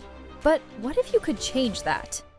With Alida, you can access verified participants from your own community or external sample on demand. Get always-on insight into user behavior and evolving trends, and bring qual and quant together in one unified platform. Run unmoderated usability studies across mobile and desktop. Capture real interactions with Think Aloud video and screen recording. Test Figma prototypes to validate ideas early. And uncover how users think with card sorting and tree testing. All powered by an embedded AI research assistant, helping you analyze faster, reduce manual work, and surface insights that actually drive decisions. See how you can level up your research program. Visit alida.com. Great products start with listening to real people, understanding their needs, their behaviors, what matters to them. But when budgets tighten and timelines shrink, research gets complicated, split across tools and teams. Listna brings it all together. Building a study takes minutes. Mix and match methods across usability tests and surveys, or talk directly to your users through interviews. When you're ready, recruit verified participants from the Listna panel, or bring your own. Built to scale across teams with the controls and flexibility organizations need. Secure, compliant, enterprise-ready. AI that works alongside you, helping you move faster. Turn insights into confident decisions and build products people love. No long-term lock-ins, no complexity. Just thoughtful research tools for teams who put users first. Listna.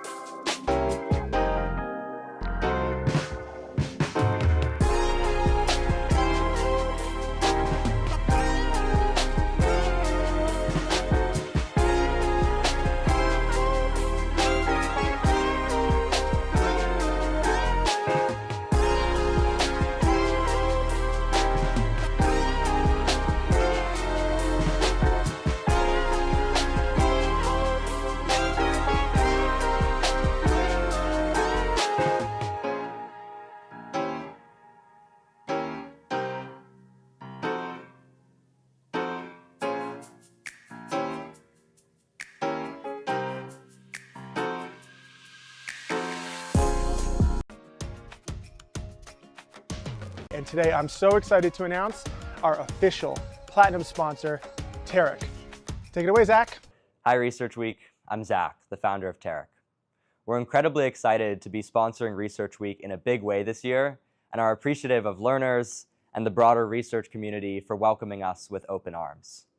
When we started Tarek about a year ago, we spent dozens, if not hundreds of hours talking to researchers in different disciplines, different team sizes, and across the world. Regardless of budgets or what a team looked like, one thing remained consistent throughout all those conversations. People wanted higher quality participants to power the research that you all do. We built Tarek from the ground up with an AI-first approach, introducing things like conversational profiling and AI-led screening that elicit more from participants so we can catch fraud before it reaches you. I'm excited to meet everyone this week, and whether you're in person or virtual, I'd love to connect and learn more about the work that you're doing. Excited for this week, and go learners. See everyone soon. I'm getting older and I want to do everything I can to stay healthy. I want to be able to go places where I want to go, and I don't want to be stuck in a chair.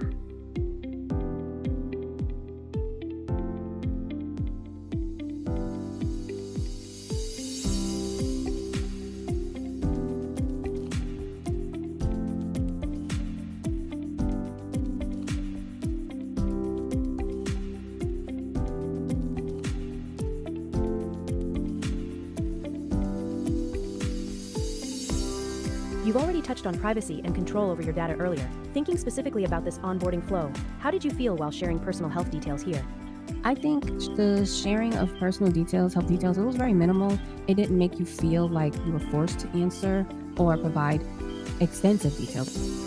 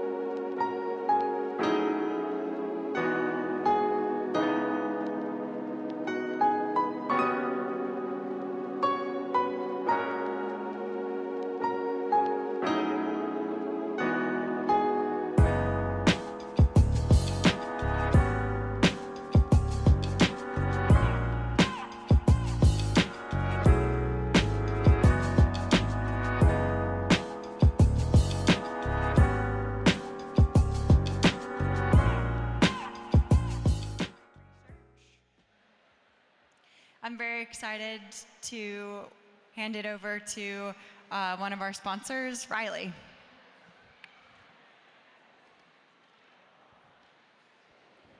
Hi everyone, I'm Claudia and I'm the CEO and co-founder of Riley.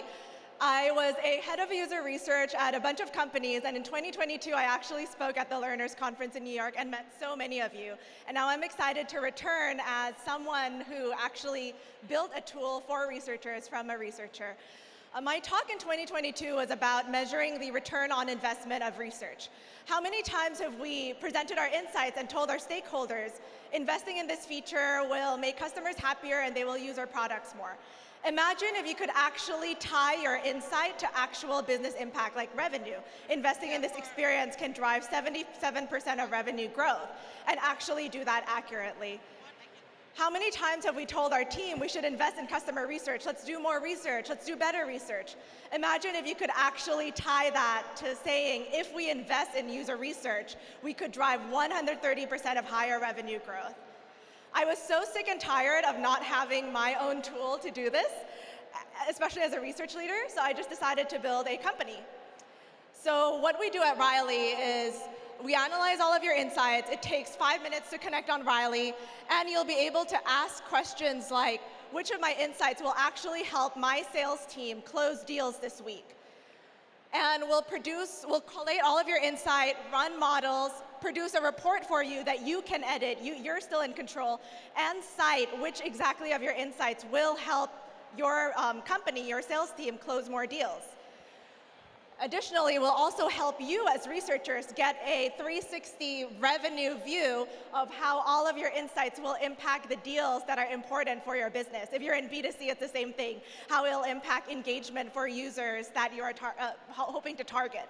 So it brings the research practice closer to the revenue side of the house. This tool really, I feel so lucky to be part of the learners community since 2018, and this tool was built with input from so many of you, and I'm excited to now bring it to everyone here and continue to grow our practice together and help every single researcher be impactful. So if you'd like to tie your insights to business outcomes, check us out at askriley.io or at our booth over there, C7, and at the very least, get a fun headshot because we make you and your insights look good. Thank you.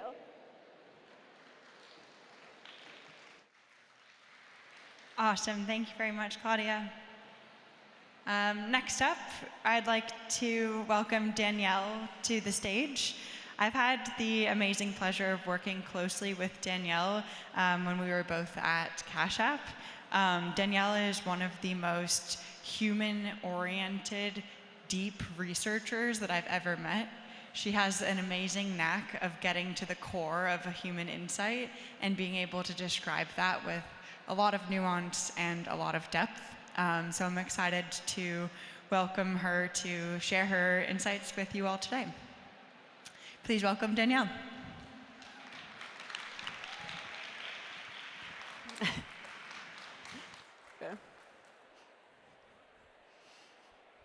Okay. Hi, everyone. I'm Danielle. I'm a principal researcher at Block. Wait. Sorry, these are clicking through the wrong slides. I guess I don't have a talk today. We'll see. Whoops. 1 second.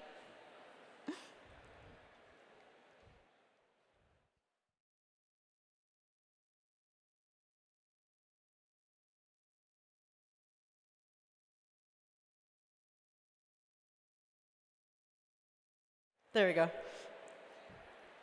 Okay, so this talk was originally called The More Human I Practice, I think. But I submitted this talk back in November, and the landscape looked really different back then. So back then, I'm not even sure I'd ever used the word judgment in relation to research at that point. So between submitting this talk and standing up here, a lot changed at my company, at Block. The company restructured, and a handful of us were moved into a business strategy function. Our team name even changed from customer insights to customer strategy and intelligence. And so now my job is largely about exercising judgment, hence the title. So to be fair, this is not entirely new. Customer insights at Block was always well positioned to operate strategically. But with the change, so the most natural place for us to go was into strategy reporting to product. In this new role, landings can't live in a deck or a readout. It has to kind of feed the machine. It has to connect directly into business metrics, and we have to do it at twice the speed, not just because of AI, but because that is what it takes to keep up with and move the business. So this shift and changes to how I work are what I'm going to talk about today, from the point of view of a qualitative researcher, which is what I am, who's now operating as a research strategist. Okay, so I put together this genealogy, roughly. We can debate whether or not this is accurate, but what I was trying to figure out is I saw that it's not the first time our discipline has been at this type of inflection point. We've lived through many redefining moments, and each time research earned its seat at the table by helping the business make better and more confident decisions. We used our methods and processes to set us apart in this endeavor. But somewhere along the way, I think maybe in this era of evidence and rigor, when there was a demand for it, and quant was leading the way, we, qual researchers, started pointing to the activities we were doing as evidence of rigor. So like the discussion guide, the interview itself, the synthesis deck, we started to point to these things as the proof of our value. And I think that kind of worked when these activities were kind of hard to do and scarce. But the problem is that I think we started to believe that the activity was the thing itself, and we started to confuse the activity with the value. So in this new world, it's precisely the research activities that are being distributed and partially automated. So like AI can run interviews, it can put together a discussion guide, it can synthesize data, it can do much more.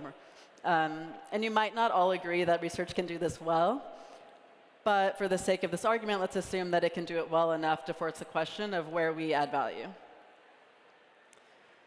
So I think that in this context, we have to shift our center of gravity from the activities we do back to the outcomes we drive, both in practice and how we talk about what we do. So it's the story we tell about the value we bring and the story that the org tells. So what do I mean by this?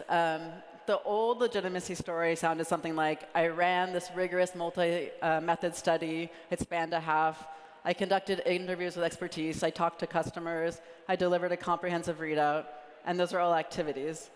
Today, the legitimacy story is somewhat different. It sounds like a decision changed, a strategic risk got smaller, what mattered got clearer, and my judgment got built into the system so that the next decision is also better, even when I'm not in the room. The AI is not just automating research activities, it's changing how the businesses we work for operate. So this puts pressure on research also to shift focus. We now have to show more directly how our insights move the business. Teams need faster learnings and more continuously to match faster sprint cycles. Flatter orgs mean we're closer to decisions and more exposed to leadership, so our work has to be sharper and more precise. Increasingly, it's not enough to influence. We have to build our thinking directly into the systems, into the workflows, prototypes, and the tools that actually drive the work. And at the same time, our cross-functional partners are doing their own research with AI, so we have to demonstrate clear, distinct value on top of that. But this also is what creates an opportunity for us senior ICs to redefine our value. One place where we've always done this is in strategy. We're valued in this space in part because we can take a stance on what the data means and translate that into a point of view that the business can act on. AI doesn't change that, or at least not yet. There are other paths too, as I kind of tried to draw here. You could lean into building or improving AI systems, but I'm going to focus on this one, on the strategy path, and again, from a qualitative perspective. OK, so what are the levers you can pull on to shift our value, to become more strategic, become more outcome-focused, and build your own unique judgment into this environment? The answer might not be as exciting as you expect. The skills are not new. They're the same things that we've always done as researchers, but they might look a little bit different today because the tools that get us there are changing. I'll focus on 3 of them. Some may be more relevant to qual, but hopefully still helpful. So the first one's deep human understanding.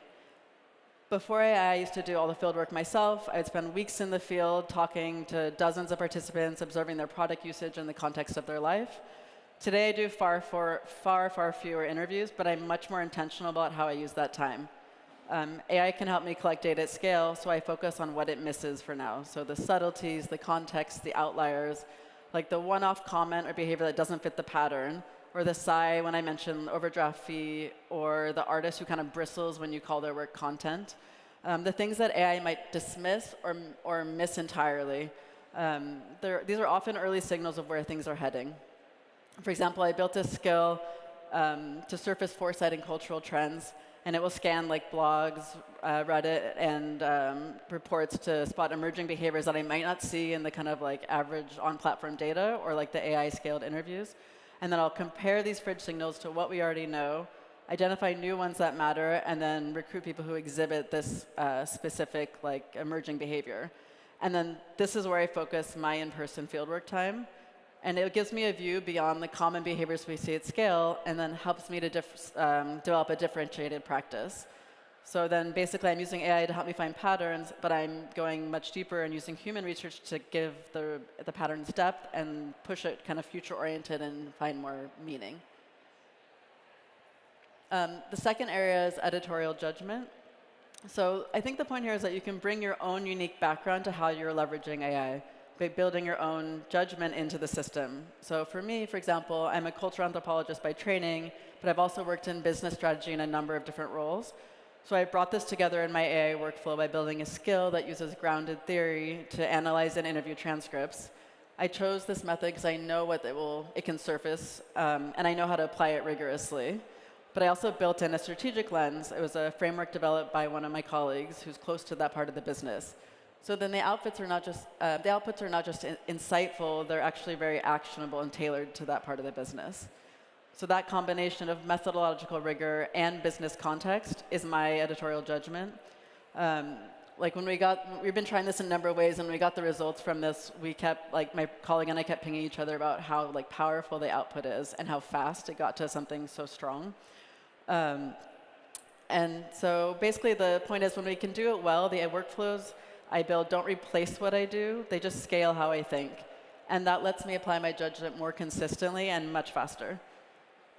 Some people treat this editorial judgment as a final polish, like something you just apply at the end, but then it's too late. The system's already decided what to surface and what to ignore, so you really have to build that judgment upstream in your method choices, your quality thresholds, your bias checks, the business lens that you apply. And this is going to become even more important as we all start to build more always-on signals and intelligence systems. And I think the important thing is that this is where your personal background matters. So I think UXR has had a habit of flattening the disciplines we come from, like anthropology, psychology, design research, humanities. AI can actually make those perspectives much more meaningful, not less, because now it can encode our expertise into the systems we build. The third and final area I'm going to talk about is strategic framing. So at the core, this is about taking a stance. In an AI-heavy environment, leaders are surrounded by dashboards and summaries and alerts. And so our role is to bring clarity, to elevate the one thing that actually matters, and to deliver it really concisely. Not a long report, but a page or even a prototype. So as a qual researcher, that might be a single participant story, but by the time you're sharing it, it's not just an anecdote. It's a story that's able to articulate something that we've already shown to be true from multiple angles. So strategic framing also means getting ahead of the business. Today, we can catch signals before they show up in the numbers and get these insights into product and planning decisions earlier. AI makes it faster. I used to rely on like multiple partners with data science and market to triangulate and build conviction, and the collaboration could take weeks. Now I can do much of that myself in an afternoon. I don't have to wait for those stakeholders to ask for research. I can identify a risk or opportunity, run the research, and propose a solution in the time it takes to just scope the work in the past. So because everything's faster, I can act earlier and shape decisions. So basically, kind of in sum, we're operating faster than ever, but our job is still to think slower.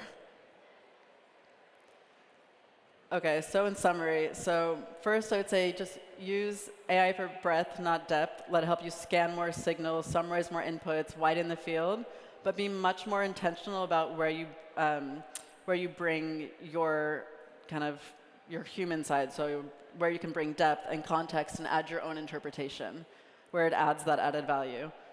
The second is to publish your unique judgment into the workflow. Don't just use AI ad hoc, constrain it and structure it, and build your expertise and methods into the skills and agents that you work with so that the output reflects your judgment. And third, I would say, is to deliver like one very sharp shift. Don't end with a long readout and 5 thought starters or recommendations. Ask yourself what's like the one story or tension or risk or decision that could change because of this work, and just tell that story. That's how you scale your judgment. So the landscape is changing really fast, as we all experience. And so what I shared today feels to me just like capturing a snapshot in a moment in time. But if there's one thing I'd like to leave you with, it's this. We're not automating our work, we're scaling our thinking. So our value is increasingly in how we apply and scale our judgment. Thank you. Yeah. Yeah. Amazing, huge thank you, Danielle. I think that last piece hits really hard. We're not automating away our work, we're scaling our thinking. Yeah. I think that really strikes a chord, and I think it's something I'd encourage folks to think about for this afternoon's sessions as well. I think we have time for one question for, okay.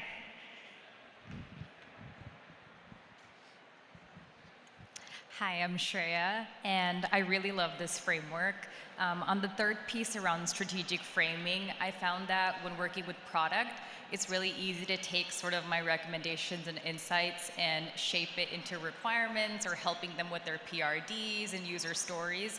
So do you have any suggestions for similar types of ways we could embed our insights to strategically frame it with other types of stakeholders? Yeah, that's a really good question. I think in that context, I still think this applies because I think in order to get people to really see the direction you're pushing towards, you still need that key point. And so I still think it would be about getting that precision down to that one page, or I don't know for your stakeholders. I think someone talked earlier about what communicates best depending on who you're talking to, but just getting it down to that one thing that's going to really help them see the shift you're trying to force to, and then everything else will flow naturally. So that, yeah. Amazing. Well, big thank you to Danielle. Thank you.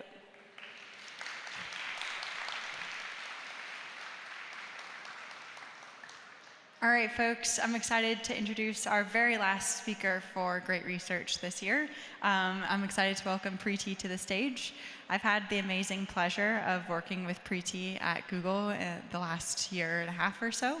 And her talk is actually some of the work I've seen in action, where she helps teams not only really think around corners, but also plan and staff and start to build on things that will existentially change a company's future. So very excited to welcome Preeti to the stage. Please give her a round of applause.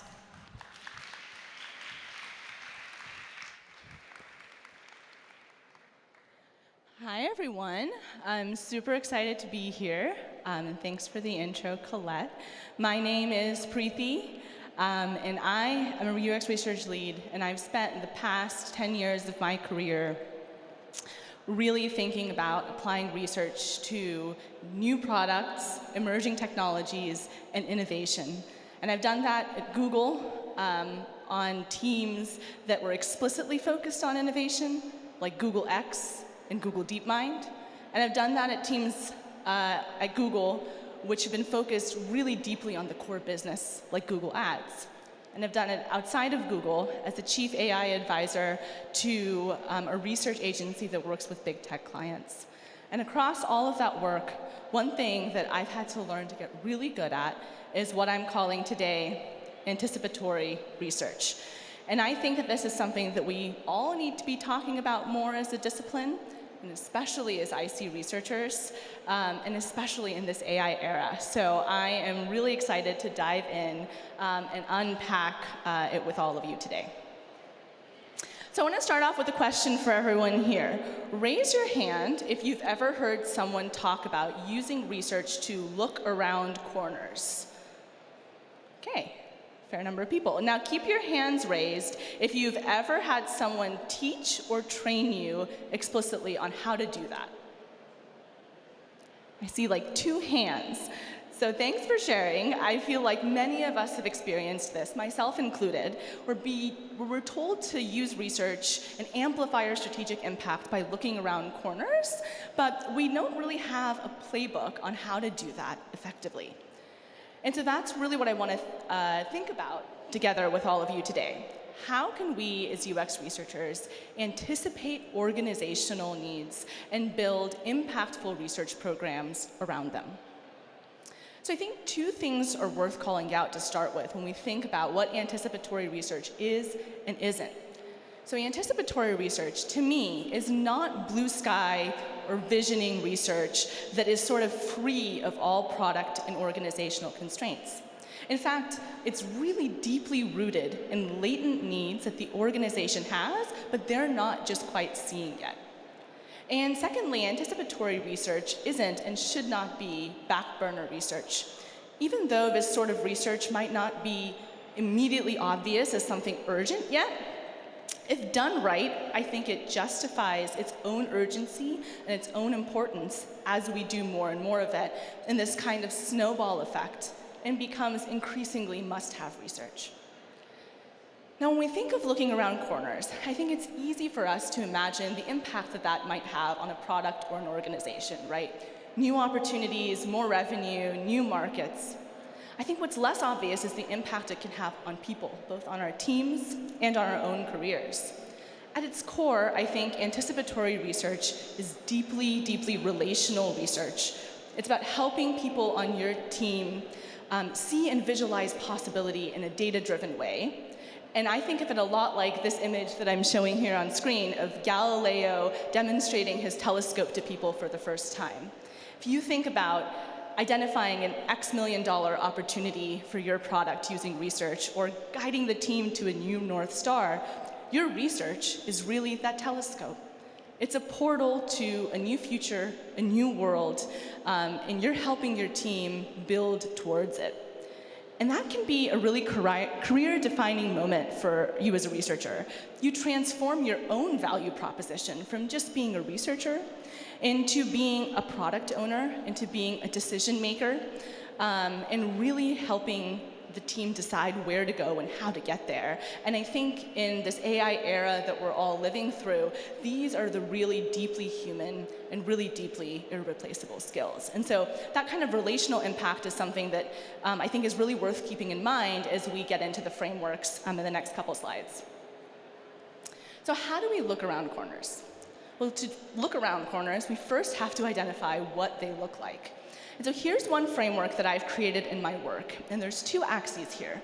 On the x-axis is time. So when you're thinking about an area, is this a product gap that's kind of existing, so we're in the present? Or is this a future area where the product hasn't gone yet? And on the y-axis is executive conviction. Is leadership convinced that this is an area worth going after? Or are they not quite convinced yet? I think much of our work as researchers are in problem spaces with high executive conviction. They map to OKRs or product strategy or visions. And we're often working on adding a human lens to existing gaps or opportunities in that product. And so I would argue that this quadrant is actually not a corner. It's typical strategic research that's wonderful and that we all should be doing, but not exactly a corner. But now if you move down to this quadrant, where your research is focused on existing product gaps, but now those gaps have low executive conviction, where the team isn't quite looking, then we encounter our first corner, which I'm calling a blind spot. It's all about highlighting latent opportunities. If we then move to an area with high executive conviction, but now your research is focused on the thing that the product could be next, the next evolution of it, you're now in another type of corner, which I call a frontier, which is about pushing the boundaries of what a product could be. And finally, if you're in this quadrant with low executive conviction and looking to the future, you're dealing with a bet. And so these are the three types of corners that I want to go a little bit more in depth into. So these three corners, blind spots, frontiers, and bets, they have similar research journeys. Usually it starts with some sort of seed or a spark. It might be an anecdote that you heard from a user in an interview. It might be something that someone says in a review. And you identify this area of interest, and you want to get initial buy-in to do a little bit of exploration in that space. Then there's some sort of value demonstration. You go off and do that research, and you want to show some kind of initial win, proof of impact, that typically unlocks and gives you that license to go off and do a little bit deeper exploration in that area and build a proper research program and show even more substantial impact. And finally, you might want to scale the research program and kind of build out for longevity over time. But even though each of these corners has a similar journey, those journeys have unique challenges. The way I think about doing this kind of research is like there's a ball that you're trying to roll forward. And sometimes that ball has a lot of momentum, and sometimes that ball gets stuck and it needs a push to get over a speed bump. And those are what's marked here in red. And for some of these corners, you can see that getting the ball rolling is the hardest part. For others, it's somewhere in the middle that we're more likely to hit a speed bump. And each of these sorts of corners could be best suited to different types of approaches to build momentum. Either bottom up, sometimes it's best to build momentum with your team on the ground and then bubble that excitement up to executive leadership. Sometimes it's better to work top down, starting with leadership buy-in and then having that trickle down to the team's priorities. So now I want to take a closer look at each of these corners and think about some strategies we can use to navigate the hardest parts of doing these types of research. So I want to start with blind spots, which are existing product gaps with low leadership conviction. Blind spots, I think, are interesting because they're often hiding in plain sight. It might be an area that the team has intentionally deprioritized for research. Maybe it's an area that they've tried to do some research in, but hasn't really had impact or panned out. Or maybe they've never had the right researcher with the right skills to go after that particular area. And so one example might be, let's say a team has focused UX research really heavily on the front end of a product experience, but they've never really supported the back end. For example, all of the machine learning models that might be powering that product. One of the hardest parts of blind spot research is just getting started. For example, if the team has intentionally deprioritized UX research on the ML models that power the product, how do you get over that? How do you actually get started? So two strategies that I like to use here.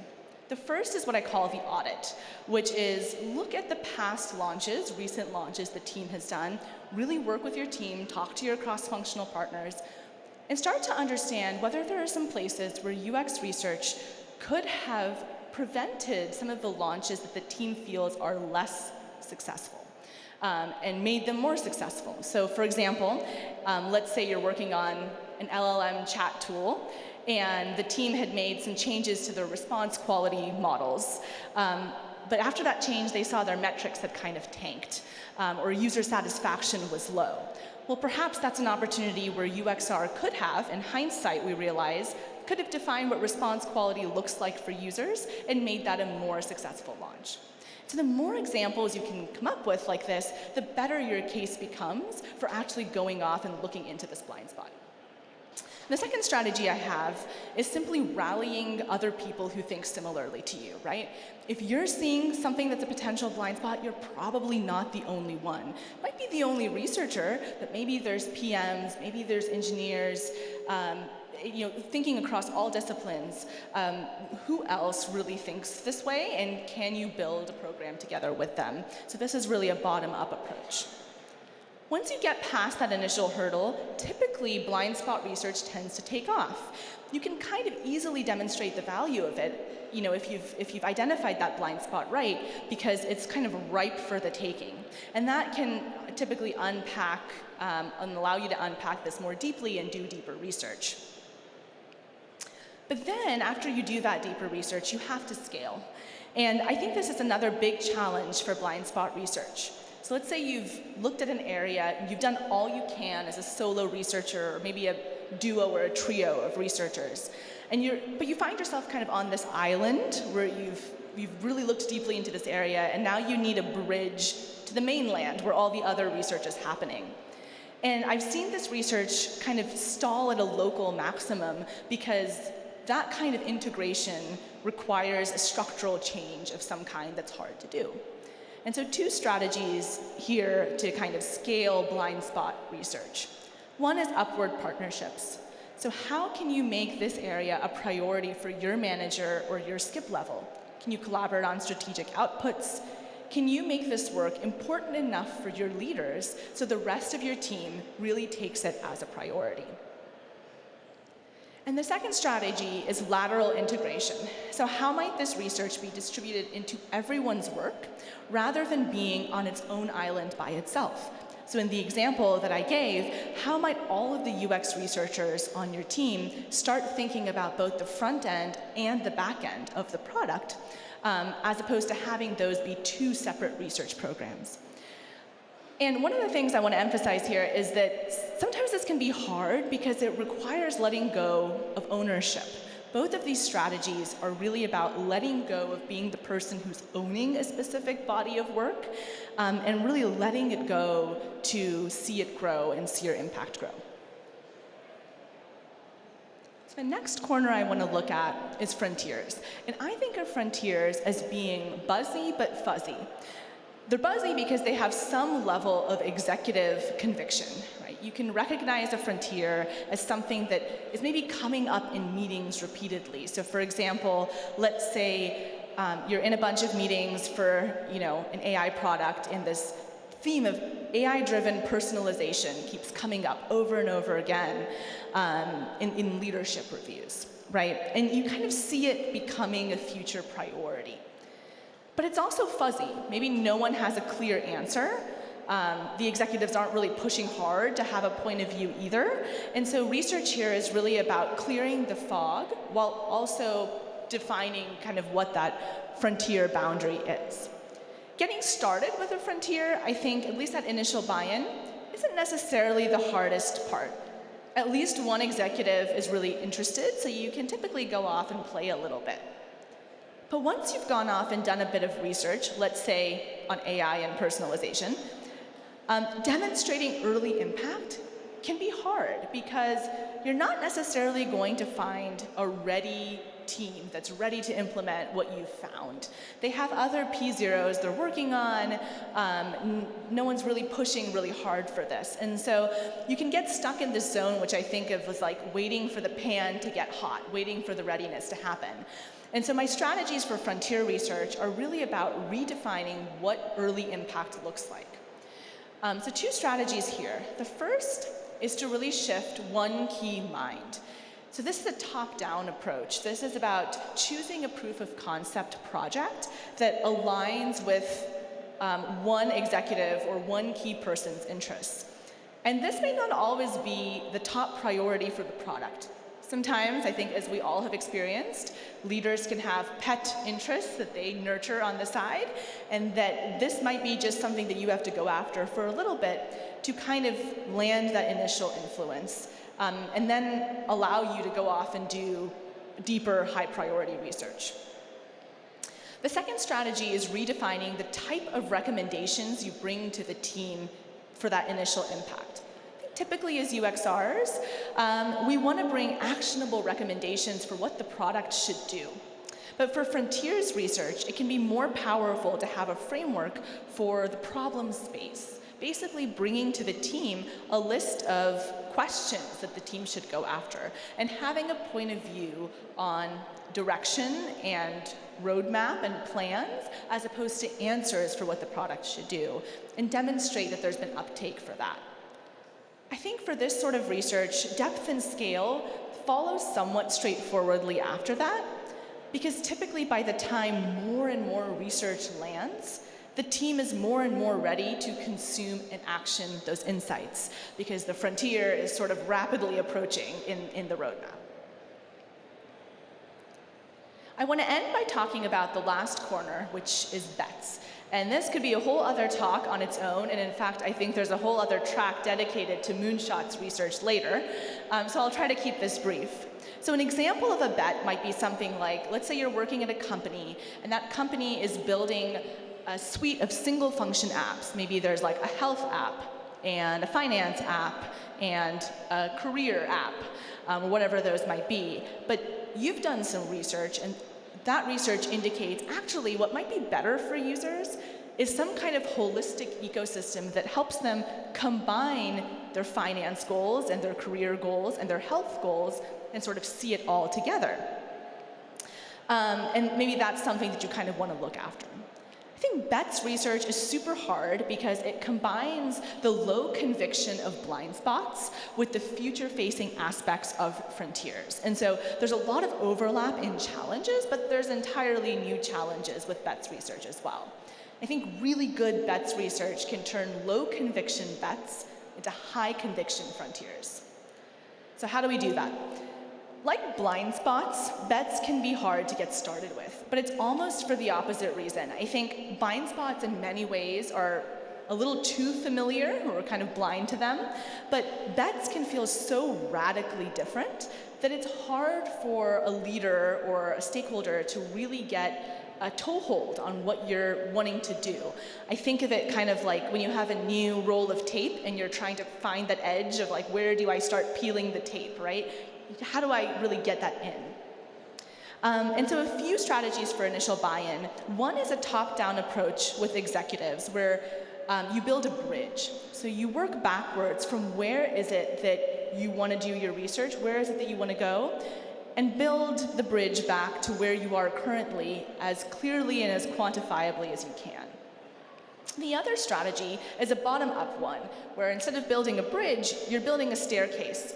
You're starting with the team, where they are, and the research they want to do right now, but then you go just adjacent to where the team is now, and then you take another step just adjacent to that, and another step just adjacent to that.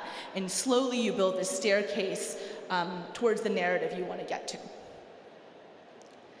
Now, once you've done a little bit of initial bets research, you might quite immediately have another hurdle, which is that like frontiers research, bets research isn't going to find a ready team that's like ready to action your insights right away. And so shifting one key leader's mind, as we spoke about before, also applies here.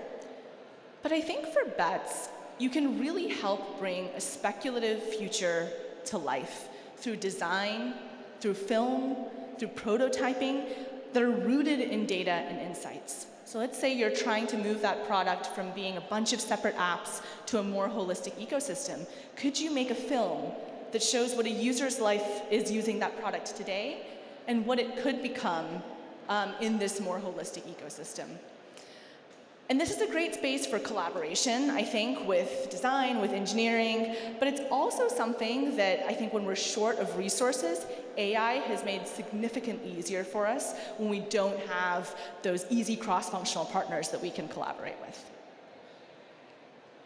And those first two challenges, like getting that initial buy-in was hard, showing that initial value was difficult, it also makes it hard to know, how do I move forward with deeper investment here?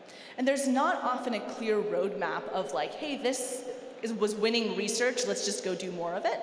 So once we do get to depth, some strategies for bets research might be, one, to have many irons in the fire, right? Depth here might actually look like breadth. You have a lot of different hypotheses and you're sort of diverging and going after a lot of different things before you converge again. That gives you just a higher surface area for success. The second strategy, I think, is to really be the flashlight. So light the path for your research and the product, but also map out what lies in the darkness. What's out of scope? What should we not be doing and why? And I think of all the types of corners, bets research is really about connecting with your team as humans. I think it's the most relational type of research. What is it that they are excited about and itching to go do?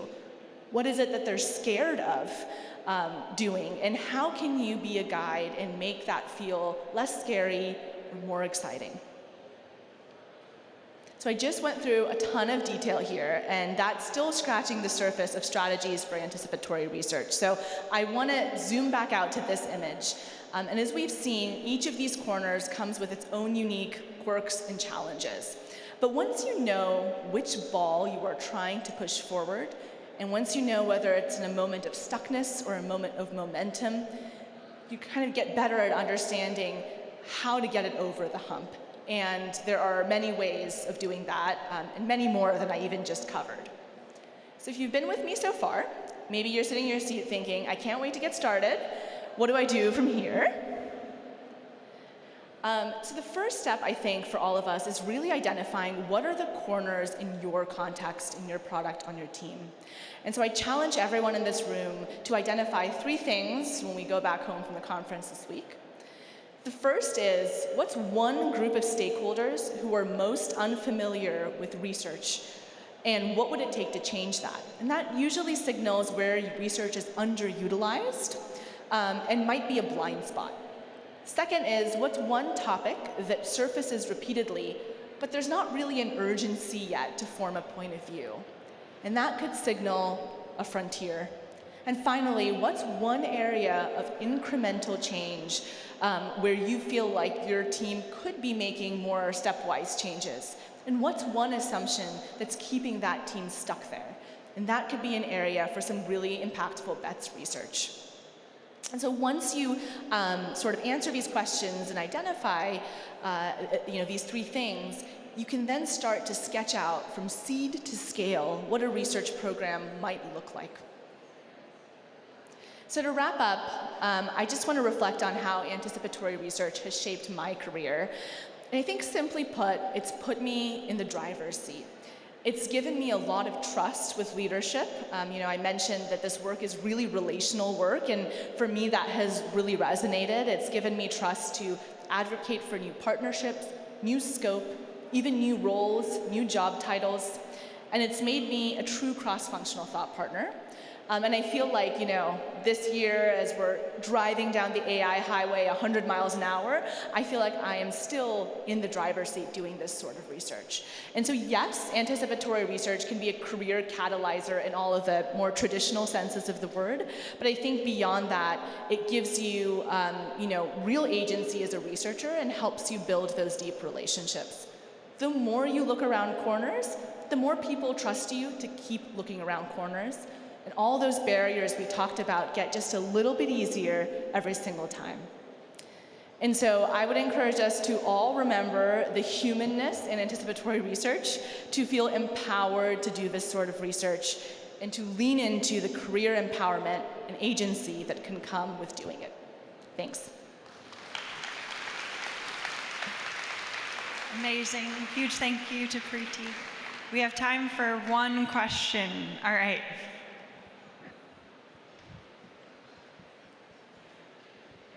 Thank you so much. You covered a lot. My question to you, though, is that I'm going to go into some of the studies that I conduct, that they're foundational and directional. And a lot of times I find insights that they cannot be acted on right away. And one of the ways we have found that you wouldn't make those insights just to be forgotten, it's to do insight tracking. Although we've been doing insight tracking now for over a year, and I still feel that those insights are forgotten or not touched on.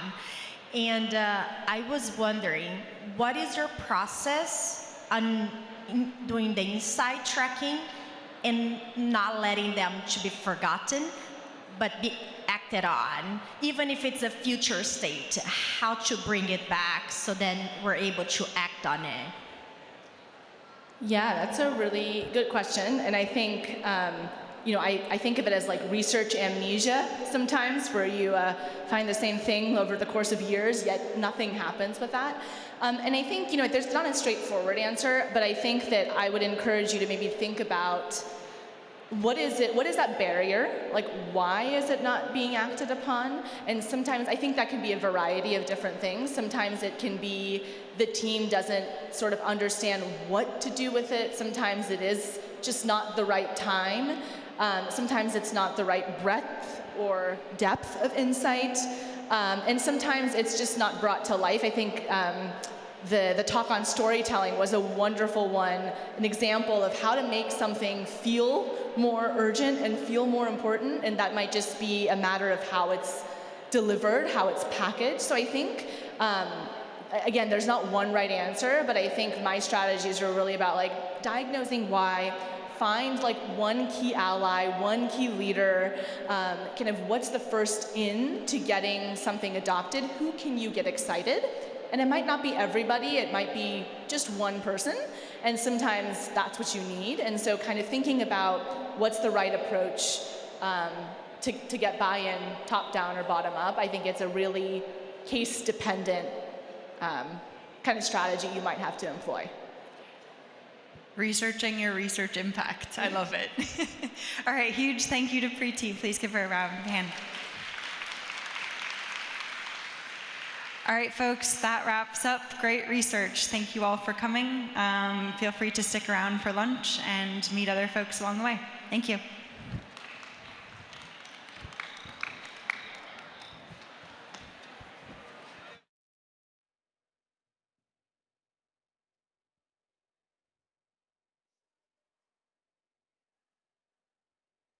Market research gives you the data, but does it always give you clarity?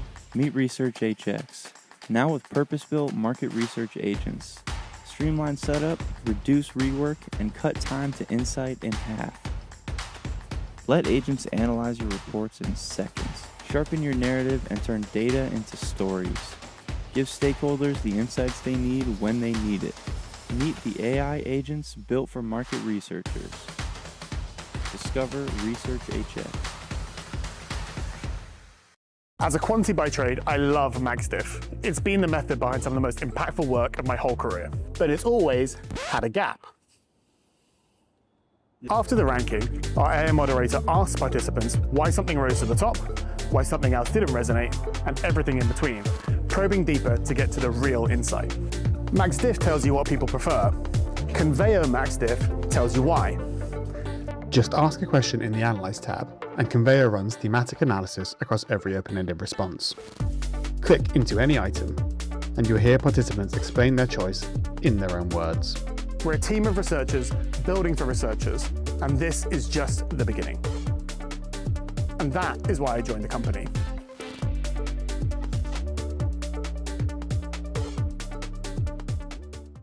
Listening to humans is at the core of research. We built Outset to help researchers listen to more humans than ever before, and at a speed that was never before possible. But listening is only half the job. The other half is seeing. And unfortunately, AI moderators can't see. Until now. We're launching visual intelligence. This brings entirely new capabilities to Outset's AI moderated interviews. This includes digital intelligence, physical intelligence, and emotional intelligence. And all of this enables deeper, more dynamic interviews and the most powerful AI analysis ever. Take these examples. With usability tests, our digital intelligence actually sees the user's behavior, whether you're testing designs or live products. It can understand their click paths, sense moments of confusion, identify points of friction, and finally close the gap between what people say and what they actually do. You're spending a lot of time clicking on the voices of SF quotes. Why is that? Want to see how people behave in the real world? Our physical intelligence means that AI can watch consumers interact with your product, follow them along as they shop, and observe the environment around them, so you can better design for the human experience. If you're testing ads, you want to understand how people react to each. Our emotional intelligence doesn't just listen to verbal cues. It can understand people's facial reactions and their tone, so you can identify which ads hit the mark and which fall flat. And Outset's AI moderator doesn't just make observations. It asks dynamic follow-ups based on those verbal cues to dig deeper, and then synthesizes all of that data to give you the insights you really need. By listening to what users say and observing what they do at the same time, you can more confidently understand how your customers think, react, and even behave. So you can build better products and make better business decisions, all with humans at the core. The next wave of AI moderation doesn't just listen, it sees. And now it's here.